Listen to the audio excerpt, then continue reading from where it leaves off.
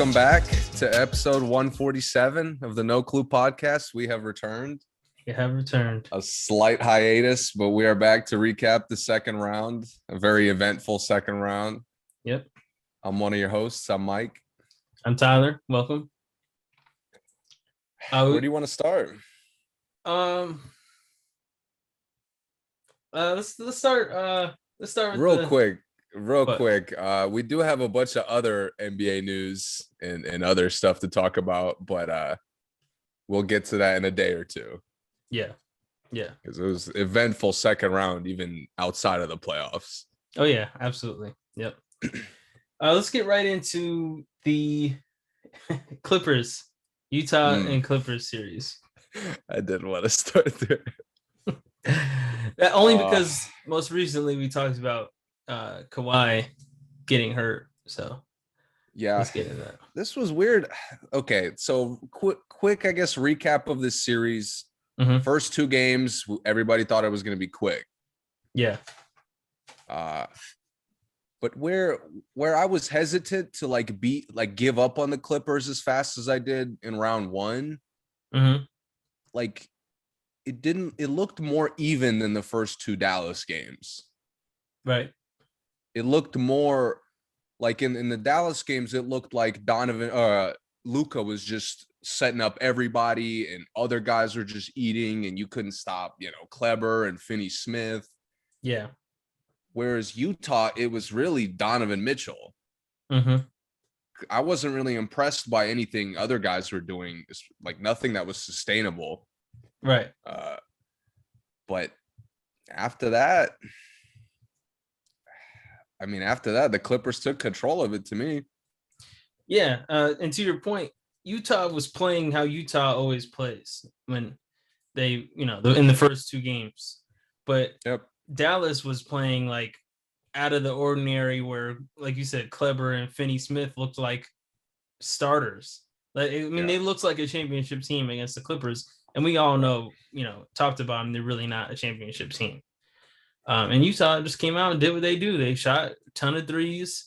Donovan was unstoppable. Clarkson looked great off the bench.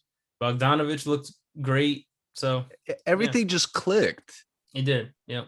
And the first game was more of a dominant game because the Clippers looked a little exhausted from the Dallas series. It took a minute. Yep. But the second game was a lot more even. That the Clippers kind of blew, which again, having been watching them for two rounds now, they do that. They're capable of blowing games just as they are capable of winning them. Absolutely. Yep. And from game three on, to me, the problem was the same as far as like what caused the turnaround. Okay. Where the Clippers started doing things differently. They changed. They showed like different ways they could play, different ways they could succeed. Yep. Whereas Utah, like you said, the play style never changed. Right. It was just if Donovan can't get off, we'll just kind of swing it and kind of run half-ass pick and rolls and hope our shots keep going in. Right. And, having watched the playoffs as long as we have, we know that doesn't sustain. Yep. And the thing is with the Jazz, I think of all things, there was just a glaring issue with their depth. I mean, that showed that's part of why they can't play a different way because they only have 7 players, or 8 guys. I really couldn't think of like anybody they could throw out there and help. Right. I'm looking at it. Every other playoff team has that. Right. They have one guy who can come into the game and the team can play a completely different way. And they're not even always that great of players. Exactly. I think Saric is like that for the Suns. He comes in, he starts running the 5, but he spreads the floor because, you can't leave him. Right. And he's big enough that he doesn't mind guarding 4s or 5s. Campaign comes in and he's another ball handler. He has a lot of energy. Campaign is like his pace is completely different from CP. Absolutely. Which is another a slight play style shift that I'm looking at Utah and it's like just one thing. Yep. it's funny with the Clippers. It's hard to describe their defense because, like, again, they're in the conference finals, so they do certain things right defensively. Yeah, they do. And I couldn't, for the longest time, the whole Dallas series and most of this Utah series, it's almost like I've come to the conclusion. I feel like normally teams live and die by their own 3-point shooting. Right. The Clippers, like, it's starting to look like it's by design. They live and die by the other team's 3-point shooting. Yeah, seems that way. Because 9 games into the playoffs, I haven't seen them guard 3-pointers well once. Me either. And it's starting to look like that's the game plan. Yeah, I don't know. It could be the game plan because, losing Ibaka, losing their dominant shot blocker and rim defender, maybe they did say, we can't let guys inside because we have no help there anymore. Maybe they did do something like that, but obviously I wouldn't lose a game because of that, right? I think their team is long enough that they can defend at the rim if they needed to, but they haven't needed to because they're letting everyone shoot. And in their defense, the Jazz were going to do that regardless of how the Clippers played it, because Jazz did that to everybody. That's just how they. That's why I gave up on them in the Dallas series. But watching this second round, I'm like, this is kind of a much better idea for this team specifically. Right. And it showed as the series progressed. Yep. So we saw Donovan Mitchell might have had an injury. It seemed like he had a lagging ankle injury. Yeah, he did. Conley went out with an injury. Do you think that played a factor into them losing? Really? Not really. I would say yes if Kawhi had been there the whole time. Okay, yeah, because Kawhi goes out, and again, the Clippers do things differently, right, while Utah is identical. Right. And that's one thing that is, again, that goes back to their depth too, because they can lose Kawhi and somebody else can step up like man and play amazing. But who's gonna come in and as like, Niang is not gonna play better. Ingles has like a weird like cap to how good he plays every night. Yeah. Like it stops. Like he goes, oh, he's playing great. Oh, he has 26. He's done. And Clarkson, they try to keep Clarkson coming off the bench, even when injuries happen. And Niang being the next guy is, nothing's happening there. But let me ask you this. What is it specifically, like, what is the glaring thing about their play style? Because I don't know if we're on the same page with this. Like, what's the glaring thing about their play style that prevents them from winning, I guess? In my opinion, they can't go inside and out. And that's the biggest thing to me. I think you look at the teams that have made it to the finals the last 8 years, they were amazing at going inside out. I'm not worried about anyone passing the ball out inside from the paint on the Jazz. Like I want them to go to the basket. Obviously, other than Donovan, because you're at risk of getting dunked on. Other than Gobert, but once they trap Gobert kind of inside, they crowd him. He's not a good passer. He doesn't kick out well. No. And then Bogdanovich and Ingles don't drive. No, ever. Don't. And Ingles, like, to your point, maybe they are capable of getting a layup or like a dunk if the defense is bad enough. Yeah. But it's never enough to where, oh, you're letting me drive. I'm going to get 5 to 8 layups tonight because you're letting me drive. That's never going to happen with Joe Ingles. It's never going to happen with the Jazz. Right. Like the whole team. Right. And that's one big issue because you look at the teams last year. Miami were amazing at getting to the basket and kicking. Kendrick Nunn. Dragic lived in the paint. Dragic, yep. And Jimmy was doing well at that. Bam is a great passer out of the paint. And obviously that's been LeBron's forte. That's taken him to the finals almost his whole career. Driving and kick. He drives, they collapse. There's JR, there's Kevin Love. There's KCP. Anthony Davis was hitting the 3 last year. There's Marc Gasol. He has all these guys to kick out to. And the Jazz, Donovan's the only one who can really get to the basket and kick it out. Yes. And that's the big issue is Donovan is asked to carry like this offense being dynamic. Right. Because he's the only dynamic player. Exactly. This offense is like incapable of being dynamic without him. Yep. And to your point, like you're not going to live through the whole playoff run just shooting the ball. No, you're not. Every team, even if they don't have, like Marcus Morris is the Clippers, fourth, fifth, sixth best player. And when they struggle, they say, Morris, how about you get a post touch? Yeah. I mean, every time Jokic misses a couple jumpers, he's on the block. Yep. Embiid lives on the block. Capella and Collins live inside. And all those guys you said, they can get trapped and they see somebody wide open in the corner, yes. And it's Ayton money. Is another one. Ayton for Phoenix, like you said, Sarge for Phoenix. Yep. They could be consistent inside out players. Yep. And the thing is, they don't have to be like this. They could be just someone who can get by somebody, even if it's from the elbow. They can catch on the elbow. If they can get by somebody and be able to look on both sides of the court, that's better than what the Jazz have. They don't have that at all. And that's the thing. Again, like all the other teams, they have a feel, okay, we're not making shots, so we have to make a stronger effort to get layups, free throws, inside opportunities. Right. The Jazz, they had the one game where they were missing 17 shots. Yeah. And it's like you're missing 15 shots in. How about we get a layup? Right.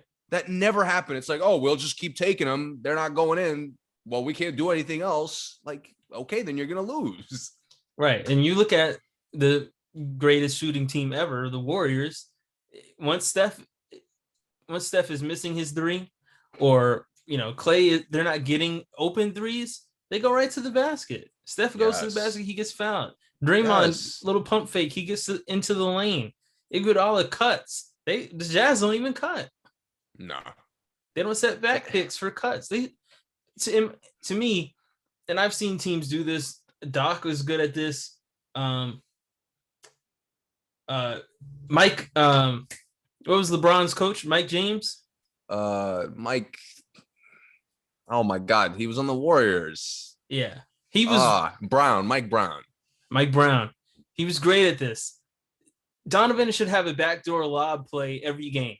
They should look for it. At least one. Just to say, okay. Try. They don't. He just comes to the ball and everyone just spots up. It's like, what bothers me the most is Conley goes out and Donovan is like the full-time point guard. Yeah. And it's like, only when Donovan comes out the game, Joe Ingles could try to be a point guard. He's not very good at it, but he could, fill in a few minutes. Right. But we can't ever use Donovan off ball. I mean, no. Jason Tatum isn't even good at it, and Boston does it with him. Yep. So I just don't. Is like afraid to handle the ball for more than 4 dribbles. He feels like he has to put a shot up. If he takes 4 dribbles, nobody else is touching the ball. Exactly. But that's fine. I don't mind. Like, that's what Clarkson comes in there for. No, but I'm saying to your point, when Donovan is out there and he's the primary ball handler, the ball doesn't move the same way because. But this is why I credited Clarkson so much for their success all year. Yeah. Because I'm like, I'm looking at it and I'm like, dude, Clarkson is hitting wild shots. Your bench looks great. Yep. Because Niang doesn't have to take shots or make decisions. Right. Ingles doesn't have to be a point guard when Clarkson's getting 15 and a quarter. Right. The moment Ingles needs to be a point guard for 5 possessions in a row, I can't get 2 good shots. Nope. And like I said before, my biggest pet peeve with Ingles is somebody's hot and Ingles comes in, you're not getting the ball. 0 chance. He's a capable passer, but he doesn't see the floor. He doesn't see the floor, and he doesn't feel the pace of the game. He doesn't feel the momentum of the game, to me. Because it's like he comes in, Bogdanovich just hit 4 shots in a row. Ingles comes in, okay, we run into Clarkson's side. Why? Bogdanovich is on fire. Ingles doesn't like immediately come say, here, get the ball, I'm out your way, do your thing, or let me give you a dribble handoff or something. I never see Ingles like, they don't attack mismatches when Ingles is running the point at all. So they're even more basic. Like, at least with Donovan, their team game is basic, but Donovan's explosive, so it works. Yeah. With Ingles, it's just a basic point guard running, with basic players, and it looks simple. Yep. And then the last issue with me is their 4 out, 1 in offense gets them no second chance shots. No, it doesn't. Gobert gets a few offensive rebounds, but it doesn't turn out into like another shot. And this is where, like, if they had, this is what, in my opinion, this is what separates like offensively Tyson Chandler from Gobert. Like, Tyson Chandler was a second chance shot guy.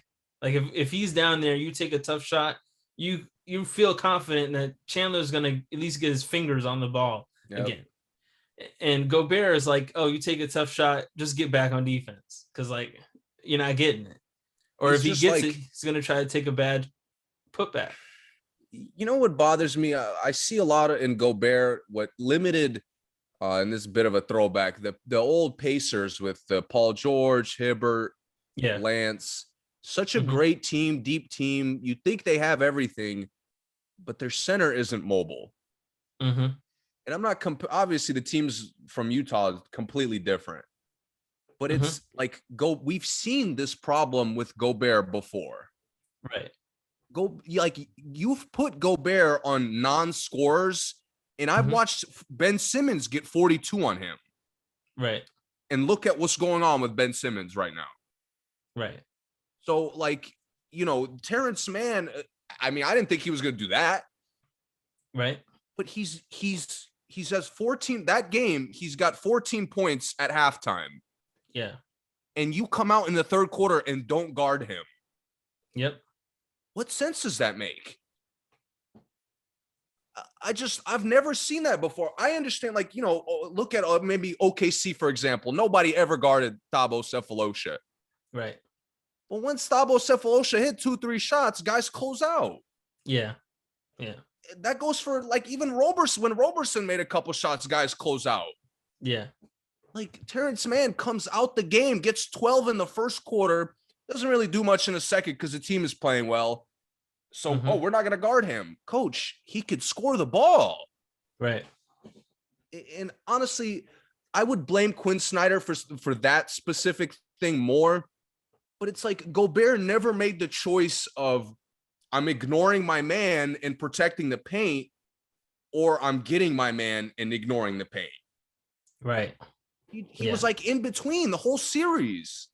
Yeah, because, and this is one thing, back to the Thunder, Westbrook and Harden used to funnel the guards to Ibaka. Like, they used to say, okay, I'm forcing him wherever Serge is on my shoulder. Serge's on my left shoulder. Okay, the offensive player is going right, because I know that Serge got my back on the block. And Gobert is that kind of shot blocker, but they will force someone towards Gobert, and he'll, like, either not commit, like you said, or he'll have to foul, or he just doesn't even show up. It's like, and that's where my point is. Like, if you're immobile, like, I don't care that you're not guarding Terrence Mann. He shouldn't be able to, like, ISO on you. Right. And Terrence Mann, especially when Kawhi got hurt, would attack you off the dribble. Like, you're not even defending him in any way at that point. Right. So that just, to me, like, that not having that mobility at center, at your lead, defender, and the guy who controls how your defense works, again, is another way you can't be versatile. Or the ability to get someone off the bench to do that. Because, like, I'll give an example. Like, the Lakers last year, even though Gasol started a lot of times, when they needed what you're talking about, McGee would be in the game, or Dwight would be in the game, because they would know, okay, well, we need someone who can move a little bit for this game. So I need McGee to be able to chase guys around.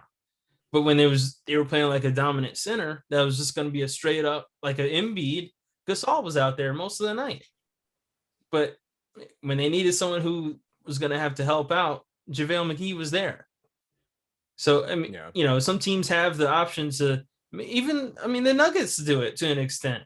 Jokic doesn't always play the paint as much as, some of the guys who come in and help, or even Millsap used to do that sometimes, be the paint helper. Yeah. And they would let Jokic go play somebody else. So it's just like Utah, because of that 4 out, 1 in play style, they have no front court presence. Yep. Like I don't feel you on the boards when you get 2 putbacks and then never again for the rest of the game, you don't get an offensive rebound. Right.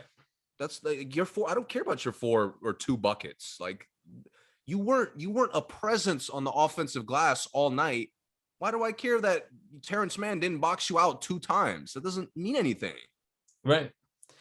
And, and this is my last point about Utah. They, and, me and you spoke about this a little bit yesterday.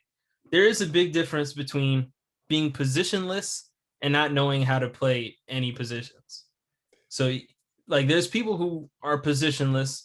I would say Paul George is a positionless player. Even Kawhi is pretty much a positionless player. But when Paul George needs to play a position, he knows how to play that position. Like, he knows, okay, I'm at the 2. I'm running off picks. I'm being Ray Allen, like he said, right? And you can do it. I don't know if anyone other than Conley on the whole roster knows how to play a position. I think Gobert is just tall. I'll answer that. No, they don't. Right. And I don't think Mitchell knows how to play a position, but he has to be the positionless guy, and he's really not a positionless guy. So it kind of makes him kind of weird. But Ingles and Bogdanovich, Clarkson, Royce O'Neal, none of them know how to play any positions on the court at all. No. They just know how to play basketball. It showed in the series when the Clippers funneled shots to certain like specific guys or decisions to specific guys outside of Mitchell. It was a struggle. Right. Consistently, it was a struggle. So like Donovan can't fix everything. No one player in the league can do that. Right. They're like when you're coaching a team and you guys run a play and like you tell the 2 guard, okay, you run it at the point, and the point put him in the wing spot of like a specific play. Yeah. They're just like, yo, we're about to run this play, and everyone just picks a position randomly at random. They don't say, okay, Ingles, I need you at the 2, Donovan, I need you at the 1, whatever. They're just like, yo, we running this play. Gobert, you know where you are. Everyone else just pick a position, and like we're going from there. And you can't win like that. I mean, you can win, but you can't compete at this level like that. And you know what stresses me out more than anything is, for 6 games, we saw Utah play one way, and Quinn Snyder never even tried to do anything differently. Nope. And shout out to Ty Lue. I definitely saw adjustments this year. Yes. Yeah, I think Paul they George play differently almost every night or every game. They did. Yep. Well, let's talk a little bit about the Clippers then. What did you like that they did? To win, at least. Well, obviously the big thing for them is when the series is 2-2. It was going the Clippers' way, but I wasn't confident that they had control of it. Right. And Kawhi gets hurt. Yep. And, I think everybody, or for the most part, was like, they're done. Like, they're done. Donovan's going to terrorize them. It's just a wrap. Right. And they come out and they believe in guys that have been on the team. Well, and this is one thing me and you knew, because we've talked about it in the past. They move the ball a lot differently when Kawhi is not there. Yes. And you could see that off as soon as that 5th game started. Yeah. And guys get touches that normally don't get touches, and they do get freedoms they don't have. Yeah. And a lot more time with the ball as well. Possessions, they get longer possessions without Kawhi. Yeah. And I wasn't a fan of everything Ty Lue did. I still have a lot of problems with some of the stuff he does. Mm-hmm. And even while they were winning, the last game, I had issues with some of the things Ty Lue was doing. Mm-hmm. But like you said, he's changing things. Yeah. When they struggle, like the casual idea was Paul George, you got to take us home. Kawhi's not there. Paul George, you got to do everything. You got to make the offense work. And that they didn't do that. Right. They really didn't play through Paul George to start that fifth game. Gave Morris the ball. They allowed Reggie to get more involved in the game. Mm-hmm. Terrence Mann, again, some of that is Utah's issues, but Terrence Mann has a lot of freedom to be impactful. Right.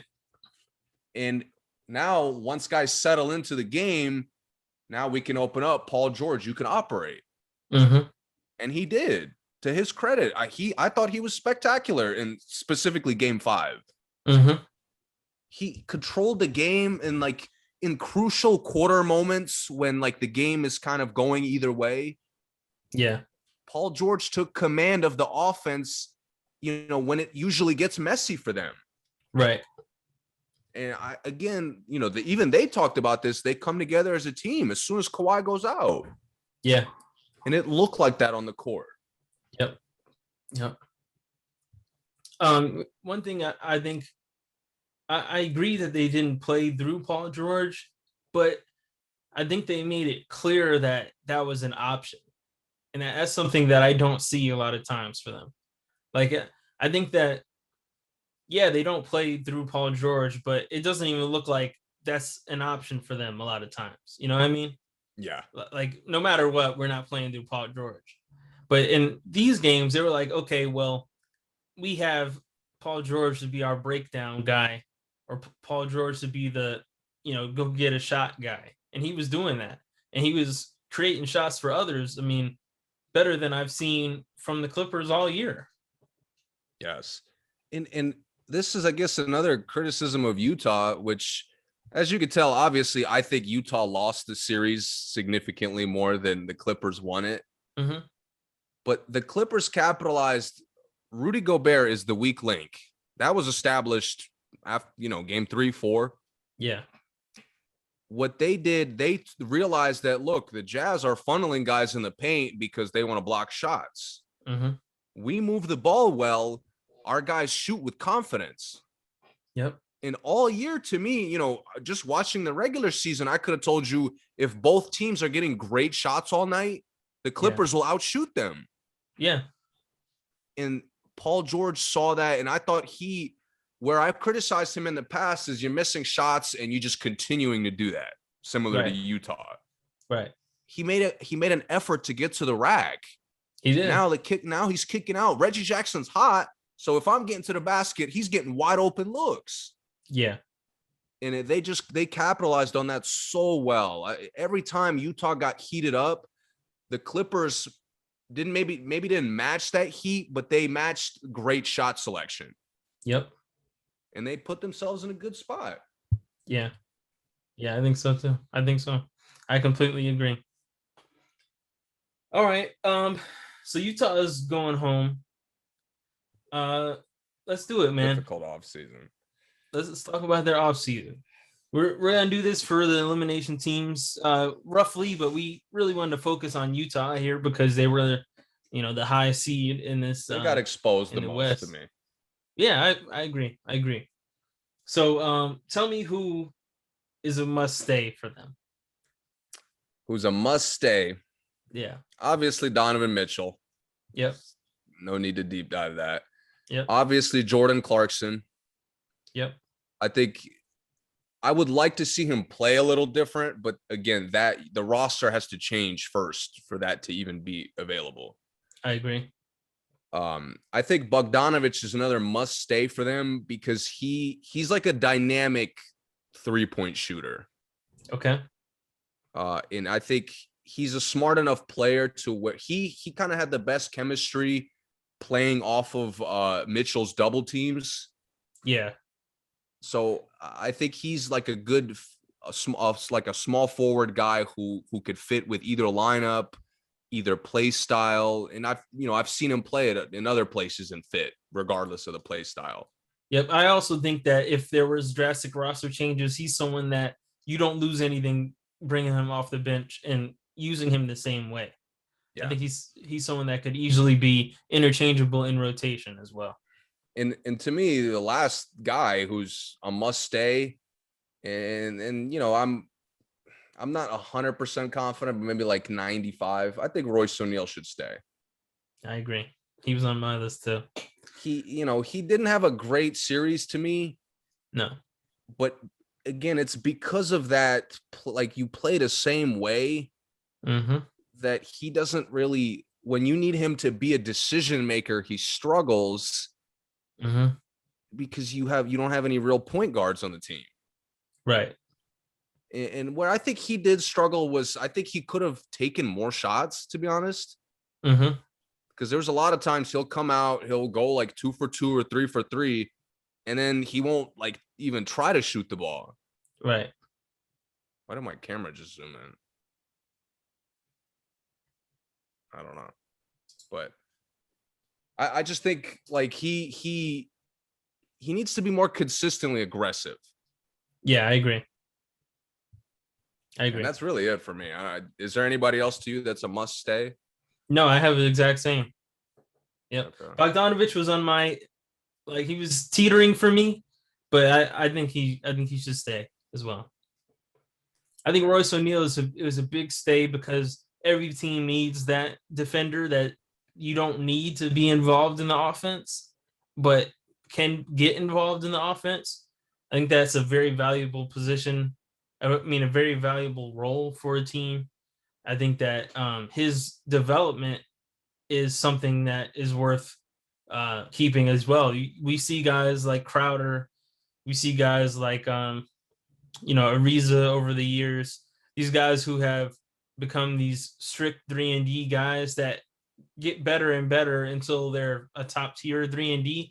Like, once a player really commits to being a 3-and-D guy or a defensive specialist, we've seen them excel at that, quicker than like most roles. Like, he's not trying to be a leading scorer on the team, right? And he won't.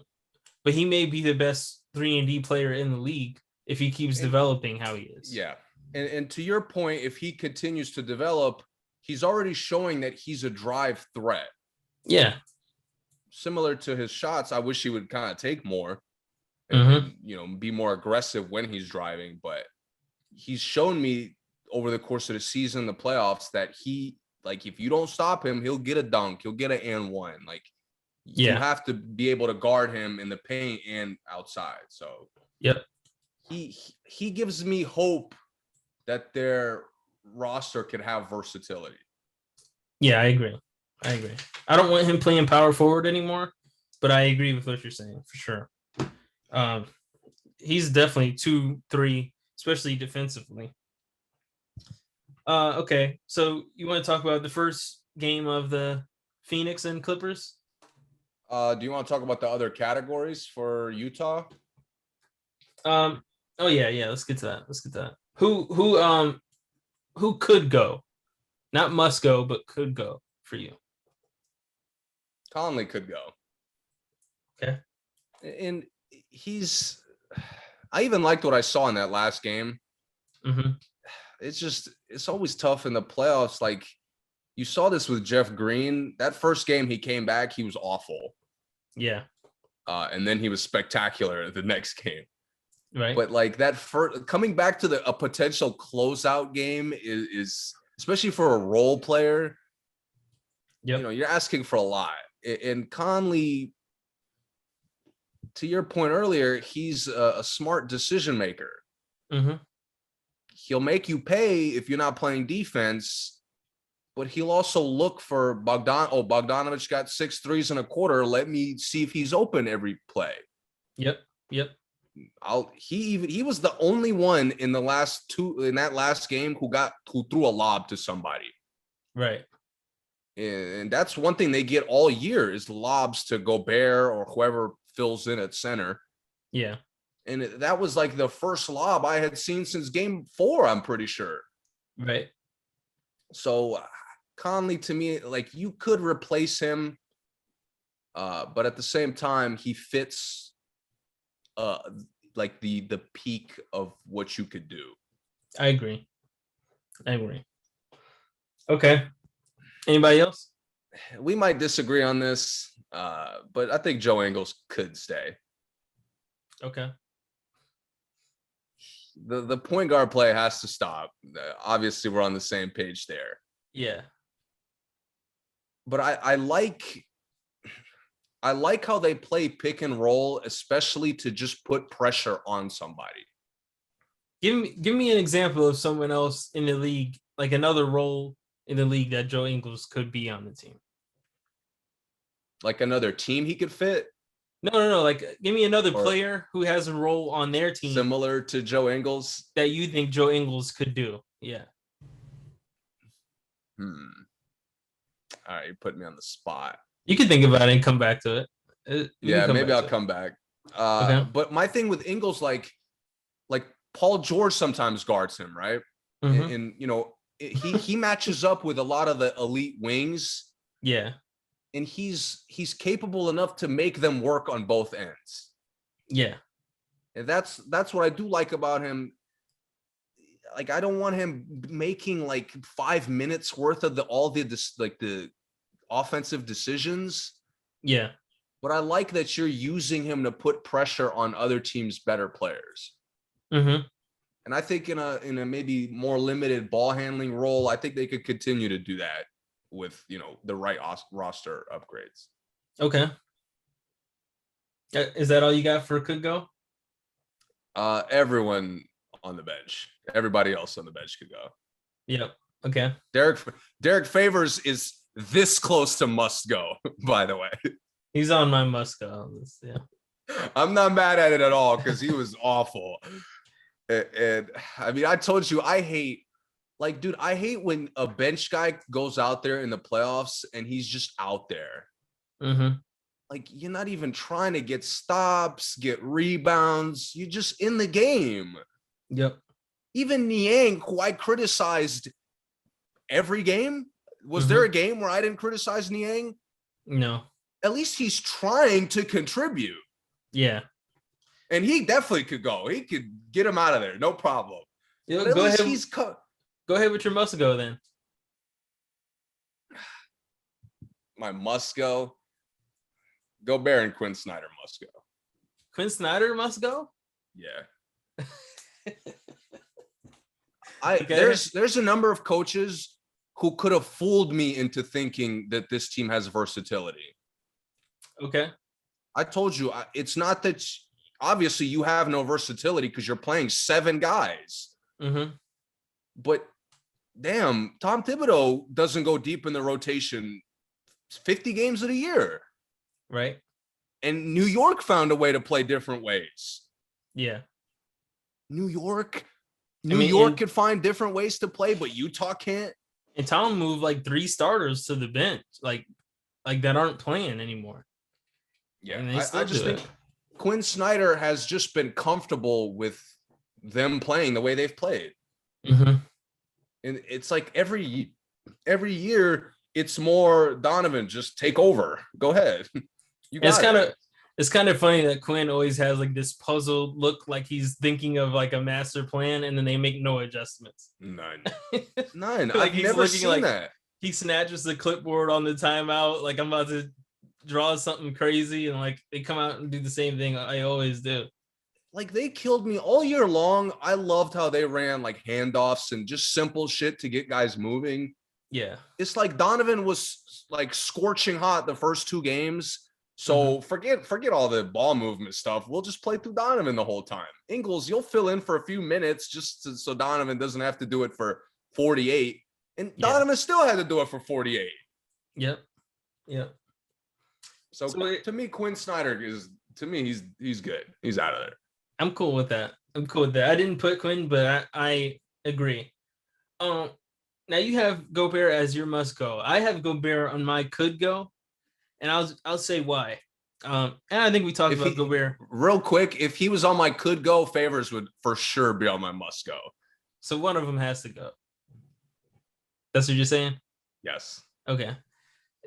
For me, like I said with like I mentioned, JaVale McGee, I'm cool if Gobert is there, but they have like a Montrezl who's like a power forward that can play center for a quarter and a half. Like, I'm cool if they have someone like that comes off the bench. I'm cool with them keeping Gobert to start the game off, see how he does against the other team, see what, how that works out, him get a couple blocks, maybe guard like an Embiid or something like that. But as soon as there's a sub, if they had even Blake Griffin, I wanted Blake Griffin to go there when Blake was available. A Blake Griffin, a Julius Randle, something like that. I mean, even like if they had, obviously he's not playing, but like a prime Fareed kind of guy, even that, it didn't have to be like a dominant center, but someone who I'm cool with being our down low presence. I could give you names of guys I don't like. Tristan Thompson could have contributed. Oh yeah. Yeah, for sure. I think Kelly Olynyk would have thrived. Yeah, probably. Yeah. Because he definitely would work hard down low. So if they have someone who's going to work hard down low, I'm cool with Gobert staying there and just not playing the whole game. But him having to be center for 40 minutes a night, 38 minutes a night, it's not going to work. And if they're going to keep doing that, then yeah, he's on my must go because something has to change. And they probably could get a lot for him. Is there anybody else on your must go? Niang's on my must go. I don't see any universe that Niang helps the Jazz. Yeah, I don't want to say it, but I don't know how he improves to help them in a meaningful way. Yeah. Because he's not he's not big enough to be a big, but he's not mobile enough to like touch guards. I told you they want him to be Boris Diaw, and he's just not. The IQ just is not there. And IQ is not like when we're 3 years in and I don't see any IQ, that's not it's coming. Like, nah, you don't got it. Yeah. It sucks because I saw IQ from Niang in college. Yeah, I met Niang in college one time. Shout out to him. I'm not trying to be disrespectful to him. I just don't think he helps the Jazz. I think he could get a shot on another team that would bring him in for a purpose. Right. Not as like a random point forward. I think he'd be cool on like the Pacers. I think he'd help a team like that, a young team that kind of plays like a positionless in a lot of ways. I think he'd help a team like that, but yeah, not the Jazz. I would like for him to know where some of his shots are coming from. Right. Yep. I mean, his one bucket was like a Dirk fadeaway. Are you kidding me? Yeah. What the fuck, Utah? Like, you can't get an open shot. Yeah, I have nothing to even say about that. I agree. He'd be a nice, short elbow kind of. We're running the play off the elbow. Oh, you backed up. He's gonna knock it down. I guess that. My final point about Utah, just to kind of sum up, I need to feel their front court. Yes. I 6 games, the Sixers barely play, or the Clippers barely played a center, and I didn't feel Utah's front court once. Right. That is like that doesn't even make sense. Yep. With the defensive player of the year. Yeah. That's insane. And for me, on Utah, I need some more fire out of somebody on the team. I need somebody on the team that can go get an and one dunk and scream his lungs out and in somebody's face afterwards. Like, I need some energy on the team. Like, Bogdanovich, he'll get 30 and never speak for the game. Ingles will get, 25. He don't shake people's hands. He don't talk to, the guys on the team. He don't give the ball when people are hot. He doesn't have, they don't look like they're having fun when they play. Donovan is the only guy who's laughing. He's yelling. He's pumping his fists. He's beating his chest. That's energy that you need in this kind of moment. He can't bring it alone. Right. And it doesn't even have somebody has to match it. Doesn't even always have to be scoring. Patrick Beverley brings that and never touches the ball on offense. Reggie Jackson brings that, and he may Game 6 he did. Yeah, he may get 10 points. He brings it. Pretty much everyone on the Clippers has that, except for Kawhi. But everyone else on the Clippers has it. And Batum. Yeah, and Batum. But Batum, if you let Batum dunk on you, Batum gets like this, like he runs back on defense all fast. He gets all up in your face. Yeah, low extra step. Yeah. I got you. No one, even the Jazz, even has that. No, they don't. So that's what made me so mad about Derek Favors. Like, nobody like he comes in and does nothing, and it's like we're still just playing him. Like, why? And he doesn't care that he does nothing. Yeah, that's what makes me sick. No one on the Clippers wants to do nothing when they get out. Yeah, even Kennard, who wasn't even trying to shoot for the first half of the series. When he had that one good game, he was. I mean, you could see it in his face. He was flipping his hair, his hair when he came down court. He's beating his chest. I like that. Yeah, get hype. Patrick Beverley pounded him on the chest and everything. Yeah, who does that on the Jazz? Nobody. Ingles like fakes it sometimes, but it's fake. Ingles looks like a snake sometimes to me, man. Like he looks like he's mad when other guys have good games. Okay. Yeah, that's true. Yeah. All right. Anyway, all right. Let's go to the Clippers and the Suns. We're off the Jazz. That's why. Yeah, man.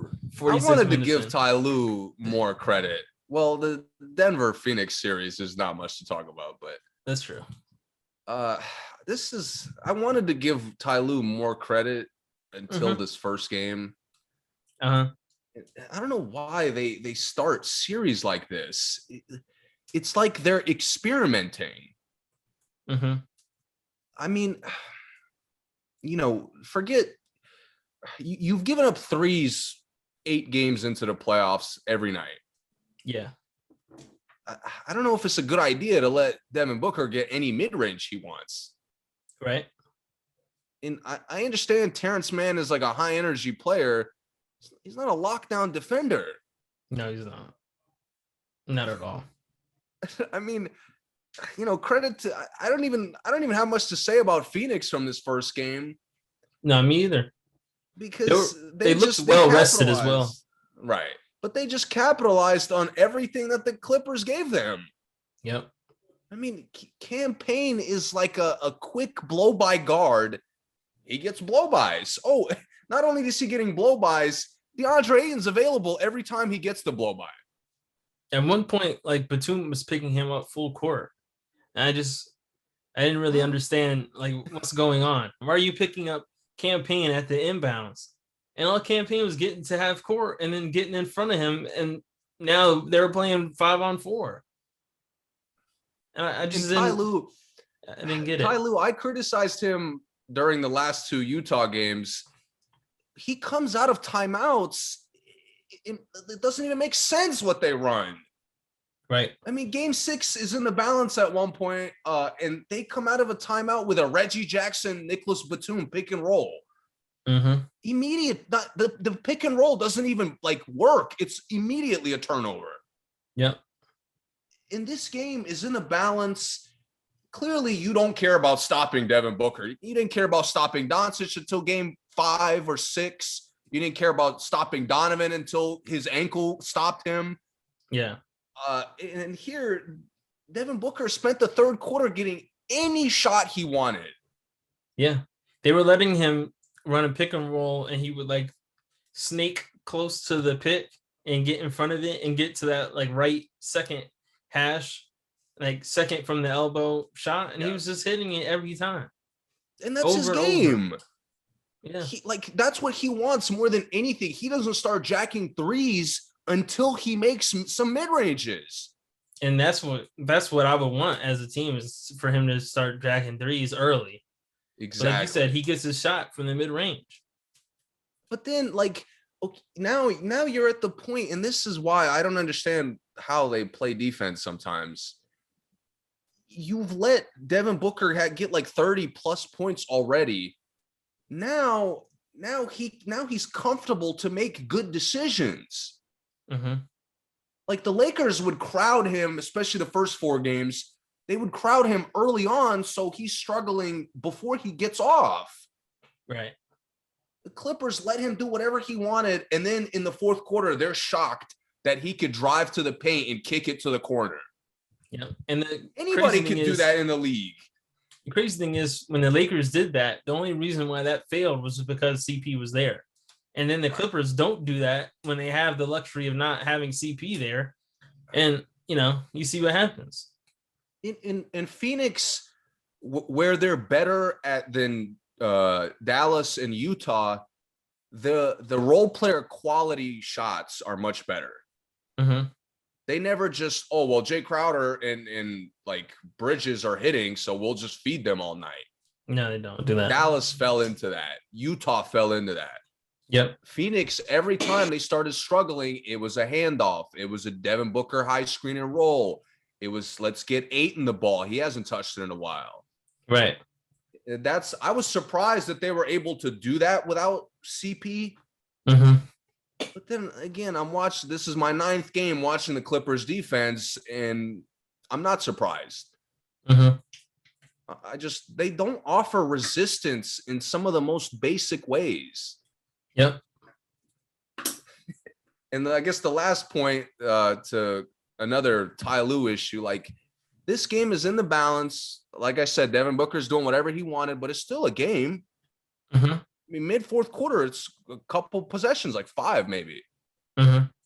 Come out of a timeout with a PG post-up on Jay Crowder, who has probably 25 pounds on PG. At least call Bridges thin. PG's bigger. Mm-hmm. Cameron Johnson, PG's bigger. Even Torrey Craig, who's pretty strong. Yeah, PG's he's not bigger. PG, right? Jay Crowder is the guy. No creativity, no like maybe pin down at the bottom, anything to try to get a switch, like a cut to the post, nothing. Just a PG post up on Jay Crowder. And see, that's my biggest issue. There was times in this Phoenix game where, one, I thought they sat PG way too long in the fourth quarter, the beginning of the fourth, because they had the momentum, and then they sat him for like 6 minutes almost, and then brought him in and expected him to just take over when Phoenix was rolling. And then they did nothing to get him open. Nothing. They just said, here, take it from the inbounds and just figure it out. There was no picks. Like you said, there was no pin downs, no flex screens, nothing. It's just like, yo, you got it. Do what you do. And like then Quinn Snyder did with Donovan Mitchell the whole series. Yeah. Yeah. But he would do that early in the game, not when the other team is like working them at the moment. Right. Yeah. The other thing, I think they fell in love with a fairy tale that, I would think Ty Lue would know better, but I guess not. Mm-hmm. Like, Reggie Jackson was spectacular in the Utah series. Reggie Jackson would have won Finals MVP if that was the Finals. Yeah, he was like what Van Fleet did in the Finals for Toronto, where he was like making everything. Yeah, that was Reggie Jackson, but he was creating way more. Mm-hmm. He was. And Reggie Jackson thrives when you just let him hoop, by the way. Yep. Finally. Like, he's not a pick and roll guy. He's not a like run the offense guy. You just let him go. Mm-hmm. He's like a bench scoring guard. Yeah, he is. Like a Lou Will. Yep. But the reason why it's a fairy tale is like Phoenix is better defensively than Utah. Mm-hmm. They're more versatile defensively. Yep. You can't just expect Reggie Jackson to be spectacular. Same thing with, this happened last year with Doc. It's, we're blowing a lead. PG, Kawhi, where are you? Right. What do you mean? Where are you? Why can't other guys get a good shot? We can't run anything? Right. And Ty Lue's kind of fallen into the same thing. Like, man, PG kind of carried the offense to close out Utah. Like, we'll just let him go. Right. Like, I need creativity. I need an effort to get easy shots. I saw that from Phoenix all night, and Devin Booker had 40. And Rondo guarded Devin Booker for the fourth quarter. Oh, that was I think we said, at least Ty Lue trying to, I don't know which one of us said it first. You said that. We're on the same page. Like, he's trying to lose.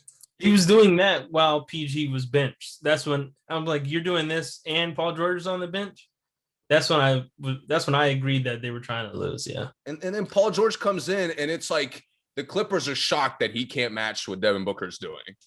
Right. Devin's he had just scored 16 points in a row. Yeah. He's literally been hot since he came out of halftime. Yeah. It was weird, man. Like every series they come in as if they don't scout the other team. Right. They did. That's true. And again, I'm giving them the benefit of the doubt. You know, we're not going to know what the series is really like until game 3. Mm-hmm. But they can't expect to outshoot Phoenix the way they did with Utah. Right. Because Phoenix will match the high quality shots. Utah can't do that. Right. Phoenix, especially if CP comes back for the second half of this series, you got no chance if you're going to play like this. And I think Ty Lue just needs to, go ahead and man up and just like have the regular conventional matchups, like Morris on Crowder, PG on Booker, Reggie Jackson on Campaign, and Zubac on Ayton, or whoever starts on Ayton. Let's just match up normally. I don't want Morris on Campaign and Batum on, it was just weird. Batum's on Campaign. Even zoned up at one point. Yeah, they did. Yeah, they gotta stop doing that shit. Both teams. Yeah, Phoenix. I get it. Again, Phoenix has great wing play. Mm-hmm. Like that. Their 4 of Crowder, Cameron Johnson, Bridges, and Torrey Craig is a really good 4 interchangeable wings. Yeah, it is. Clippers don't have that consistency from the wing position. No, not at all. No. And last point, come on, DeMarcus let him use his 6 fouls. It's okay. Yeah. They're stressed out when he got his 5th foul. I'm like, who cares? He didn't care. And he was abusing Sarge. Bullying him. He had 11 points in 5 minutes. Keep him in the game. Dude, it's okay for him to foul out. And the thing is, he's a pro. He's an all-star. He may need a few minutes on Ayton. He may need to get eaten up on Ayton for 1 quarter before he figures out what to do. That happens. That's okay. It's the first game. If you were going to let Cousins try to figure out Ayton, this was the time. Yes. While he was playing well. You don't say, yo, you guarded Ayton 3 times. He scored on you. You're done. This, that doesn't make sense. You can't let Ayton just prove to us in back-to-back series that he can compete defensively and still produce at a high level. Yeah. You cannot allow him to now rest defensively because he's going to eat you alive with the layups. Exactly. And so only Cousins would get him in foul trouble. Cousins would at least make him work. And Cousins would make him step out the paint to guard Cousins 3. Exactly. Could possibly open up other things. And he didn't see that. I'm cool. I don't care if Sarge leaves the paint. He's not in the paint anyway. He's getting dunked on. Right. Don't take Cousins out and let Ayton sleep in the paint waiting for people. Yeah. That was my big thing. I didn't really get, let Cousins eat. He was eating and let him keep eating, or let him get exposed for a quarter. I don't think anyone who has seen Cousins before believes that Ayton was just going to give him 50 for the rest of the game just because he couldn't guard him in 1 quarter. Right. So, yeah. All right, let's move on real quick. Let's move on to the Denver. Obviously, we just talked about the Suns. Let's just talk about Denver being eliminated. Obviously, they were plagued by injuries. And they just didn't have a chance, man. I mean, it was clear they didn't have a chance. Phoenix, man, I was wrong about Phoenix, man. I really didn't believe in them with how they played during the season. Mm-hmm. And, it looks like it's mostly on CP, but Monty Williams also deserves a lot of credit for this. Yeah, he does. Nobody comes in there and is confused on what to do. Nope. And that's championship team 101. Yeah. You saw with the Lakers last year, everybody came in there for a purpose. Yep. And when everybody comes in for a purpose, they could thrive in unexpected areas. Yep. Like you see any one of their wings looks like a lockdown defender at times. Yeah. Any one of their wings looks like an elite three-point shooter at times. Yep. Because they come in, they know they're getting good shots, and they even run like sets to get Bridges a good shot every now and then. Mm-hmm. And I just think, yeah, like you said, man, Denver got unlucky. Phoenix is like a well-oiled machine, to be honest. And the other thing about Phoenix, and we kind of talked about this a little bit the other day too.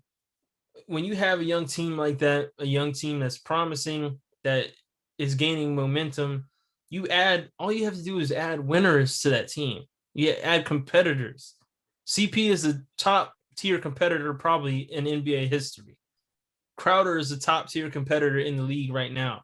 You add those two guys to a team that is already feeling it. I mean, it brings them up. Yep. Campaign is a winner, man. He loves to win.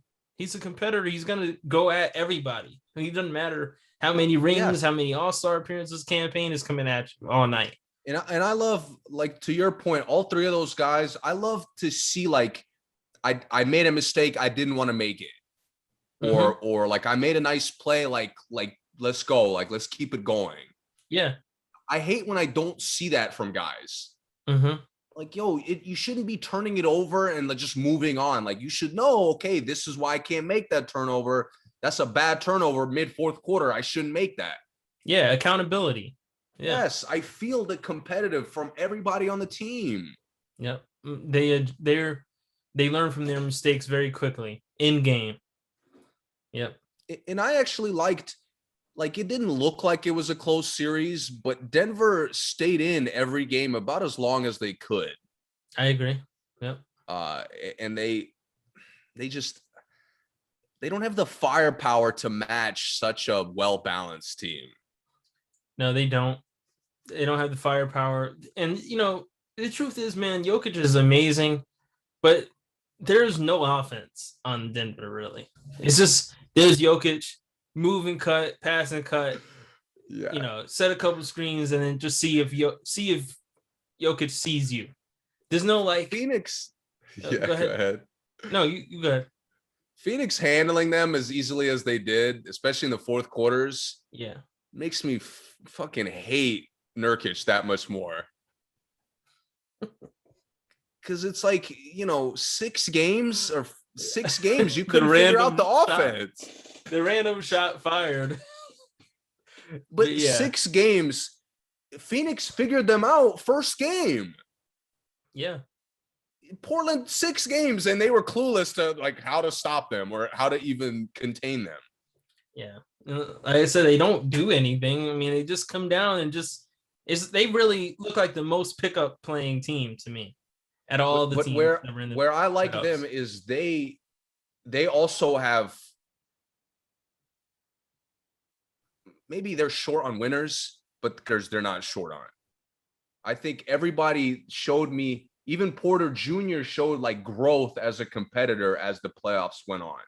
Yeah, he did. Millsap has always battled. Always. His play style I've had issues with, but he's never lazy out there. Mm-hmm. JaMychal Green's a worker. Monty Morris is a worker. Austin Rivers is a worker. Campazzo is a worker.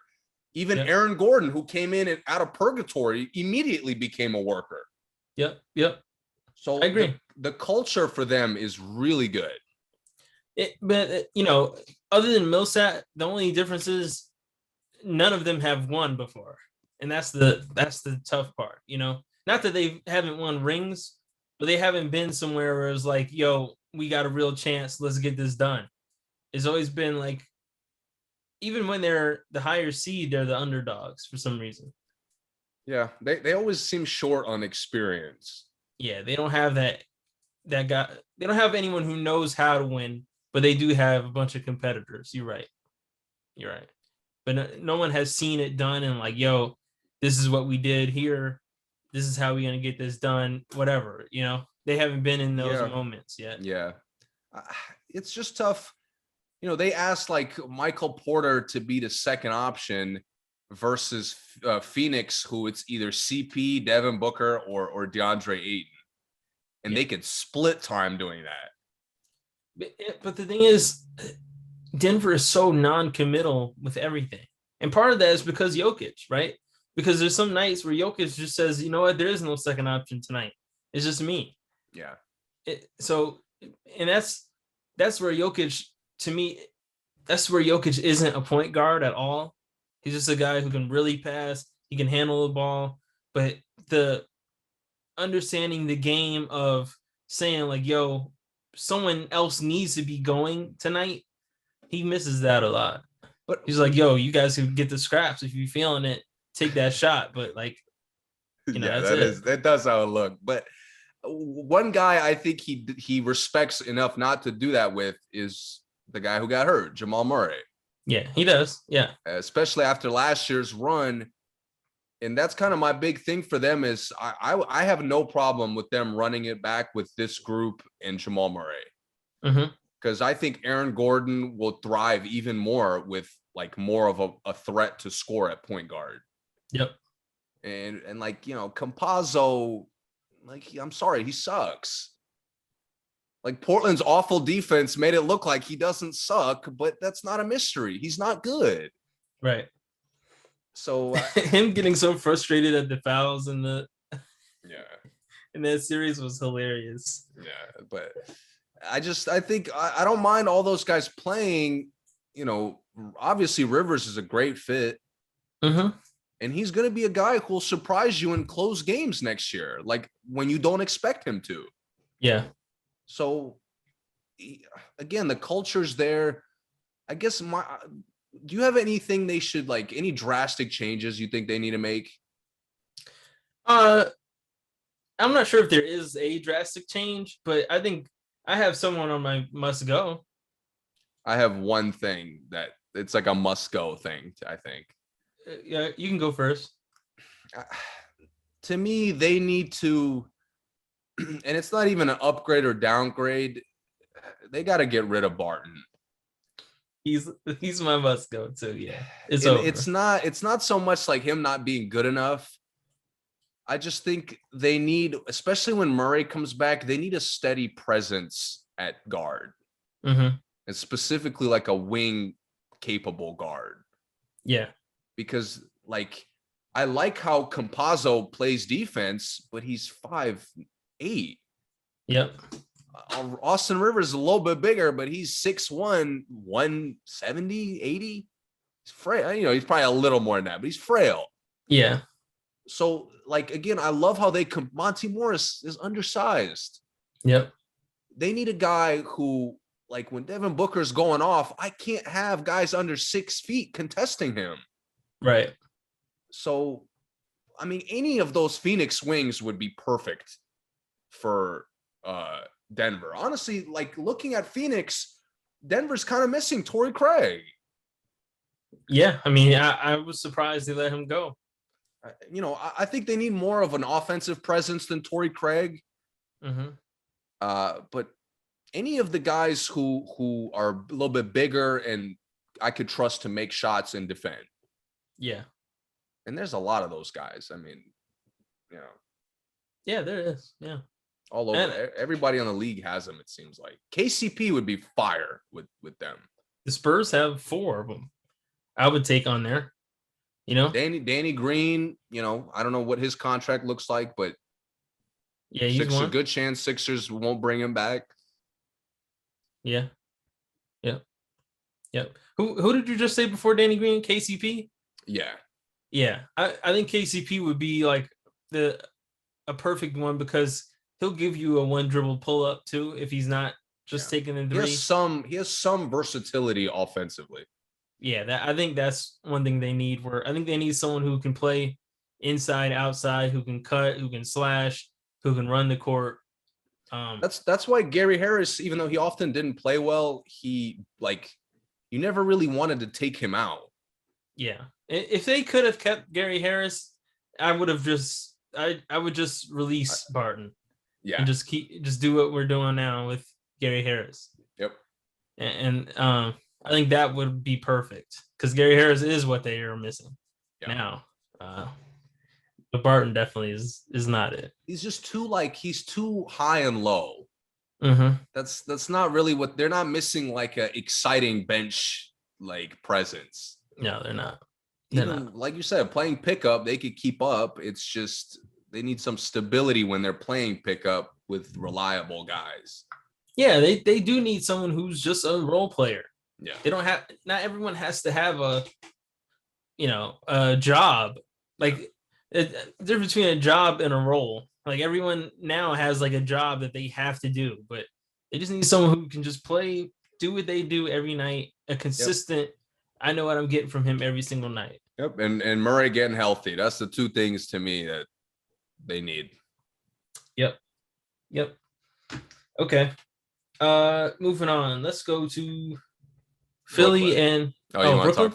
Let's go with Brooklyn first. I want to save Philly for last because I'm a little heated about that. All right. Yeah, I forgot we got a lot to say there. Do you have a whole lot to say here? It's a good amount, man. This series was awesome. I gotta say, it's one of the best series of all time. Talk about series living up to the hype. What's crazy is it was one of the best series, and we only ever saw 2 of the big 3 at a time. Right. It's hard. Brooklyn is tough, man, because this series started off similar to Utah, where the first 2 games, I'm like, oh my God, Brooklyn looks insane. Yep. Brooklyn looks like they're walking to a championship, no problem. Yeah. I mean, dude, those first 2 games, I was in utter disbelief. They had KD was strapping. Mm-hmm. Kyrie Irving was strapping. Yep. Joe Harris, which I thought was an expected thing, was hitting shots. Yeah. Blake Griffin. I mean, the whole series, Blake Griffin, my God, incredible. The pinnacle of what a role player should look like. Blake played amazing. Yep. Claxton was great. Yep. They were getting, Bruce Brown was getting floaters left and right. He looked like an unstoppable, like, matchup nightmare. Yeah. I mean, what's his name? Mike James was coming in there and looking like a vet. I was like, how does this team have no flaws? Right. And then Kyrie gets hurt. Yep. And and then Milwaukee won a game. And then Kyrie got hurt.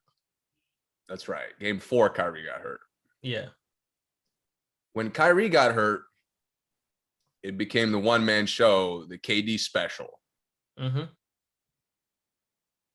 And we probably think slightly differently of this. The KD special game plan, it could work. It can. But Golden State did it in such a good way where, okay, we'll try to get the team going. Team can't get going. KD special. Well, there's one big difference between that. KD didn't bring the ball up court on Golden State much. Also true. But KD brought the ball up court the whole game in the last 2 games. Yeah. But the problem for me, I don't like bringing the ball up is not really, to me, the more of a concern. It's the off rip, we're going to the KD special. But that's the problem. Him bringing the ball up the court means that no one else even looks at another shot. The possession's going right into it. Yeah. Yeah. I'll give you that. Yeah. When Draymond or Steph brings the ball to the court, Draymond never only looks in one direction. Steph at least is like, oh, you're backing up off of me? Okay, I'm shooting this. Or it's, we went to Durant twice. Steph's bringing it up. Oh, they're doubling Durant. We got a Clay back door. There it is. But it's I'm bringing the ball to the court. Just spread the floor. It's over. Yeah, and it's frustrating to me because, again, KD can make it work because he's really talented. He can score all night if you leave him on an island. Mm-hmm. But like Joe Harris is to blame to some extent for not being able to make any fucking open shots the last 5 games of the series. Right. There was no rhythm to his game. Not at all. No one caught a rhythm. Bruce Brown didn't have a rhythm after the first 2 games. Nope. Even Blake, who was still finding ways to be great. Yeah. The amount of times he was allowed to contribute lowered. In it's just the crazy thing about this series is, despite all of that, I thought when game 5 happened, I thought the series was over. You thought Brooklyn was taking it? I thought Brooklyn was going to handle it. Game 5, that was the huge. That was like Durant the 40 triple-double, yeah. Okay, and the Jeff Green. Again, I'm not trying to take credit away from Durant, but Jeff Green hitting like 8 threes. Didn't he have like 29? 29. Yeah, no, that is like if Durant's performance was, let's say, 60%, Jeff Green was the other 40. Yeah, complete other 40. And Blake played really good that game too. Yeah, Blake did too. So Blake gets at least 5 to 10. But yeah, I saw that game 5 and I'm like, yo, I was mad at Milwaukee because they're just setting up PJ Tucker to fail. Yeah. I'm like, dude, PJ Tucker is a great defender. Like, I understand that just looking around the league, you wouldn't have many better options to put on KD. Right. But that doesn't mean he could stop KD. Well, yeah, no one can. Exactly. No one can. And it's almost like, especially that late third quarter when Durant started going high pick and roll and nothing else. Yeah. And getting layup, mid-range. I'm like, yo, like, Brook Lopez can't handle this. Right. And then what made it worse is Giannis, sold the hell out of the game, not being able to, fading away on James Harden. Yep. And then after the game, he's sucking KD, which during the series is such a bitch move. Mm-hmm. And I'm like, yo, mentally, I just don't see Milwaukee overcoming this. Right. And Milwaukee just relaxed after that. Yep. That's really all they did. Giannis, you're the second option. That's okay. Mm-hmm. You could still get 40 being the second option.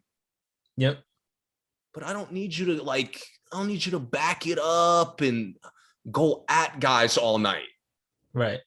Those mid post-ups do not look good either. Yeah, and there's certain teams you could do that. When a team doesn't have a second guy to throw at you, go for it. Right. But they got Blake, who's just as physical as you are, and Jeff Green, who size-wise is capable of matching you. Yeah. Just physicality-wise. And agility-wise, yeah. Right. And Giannis, in that game 6, Middleton got going, and Giannis became the clear-cut second option. Yeah. Just like it worked so well for the Clippers in the first round. Kawhi gets going, PG gets to eat being the second option. And I thought that was Milwaukee's balance for the first time, like, showed in the playoffs. Yep. And game 6, I thought was so big for them, man. I just how well Middleton played, how patient he played, how involved guys were, how the bench didn't come in for no reason. Even if you're not bringing everybody on the bench, at least guys are coming in to contribute. Right. Right. So I loved everything about how they played in that game 6. I agree. I'll say this about Durant, right? And I've said this before, and I don't mean this in a derogatory way. It's not like a negative thing, but I always look at Durant in the same mold as Iverson, right? I've said this multiple times on this podcast.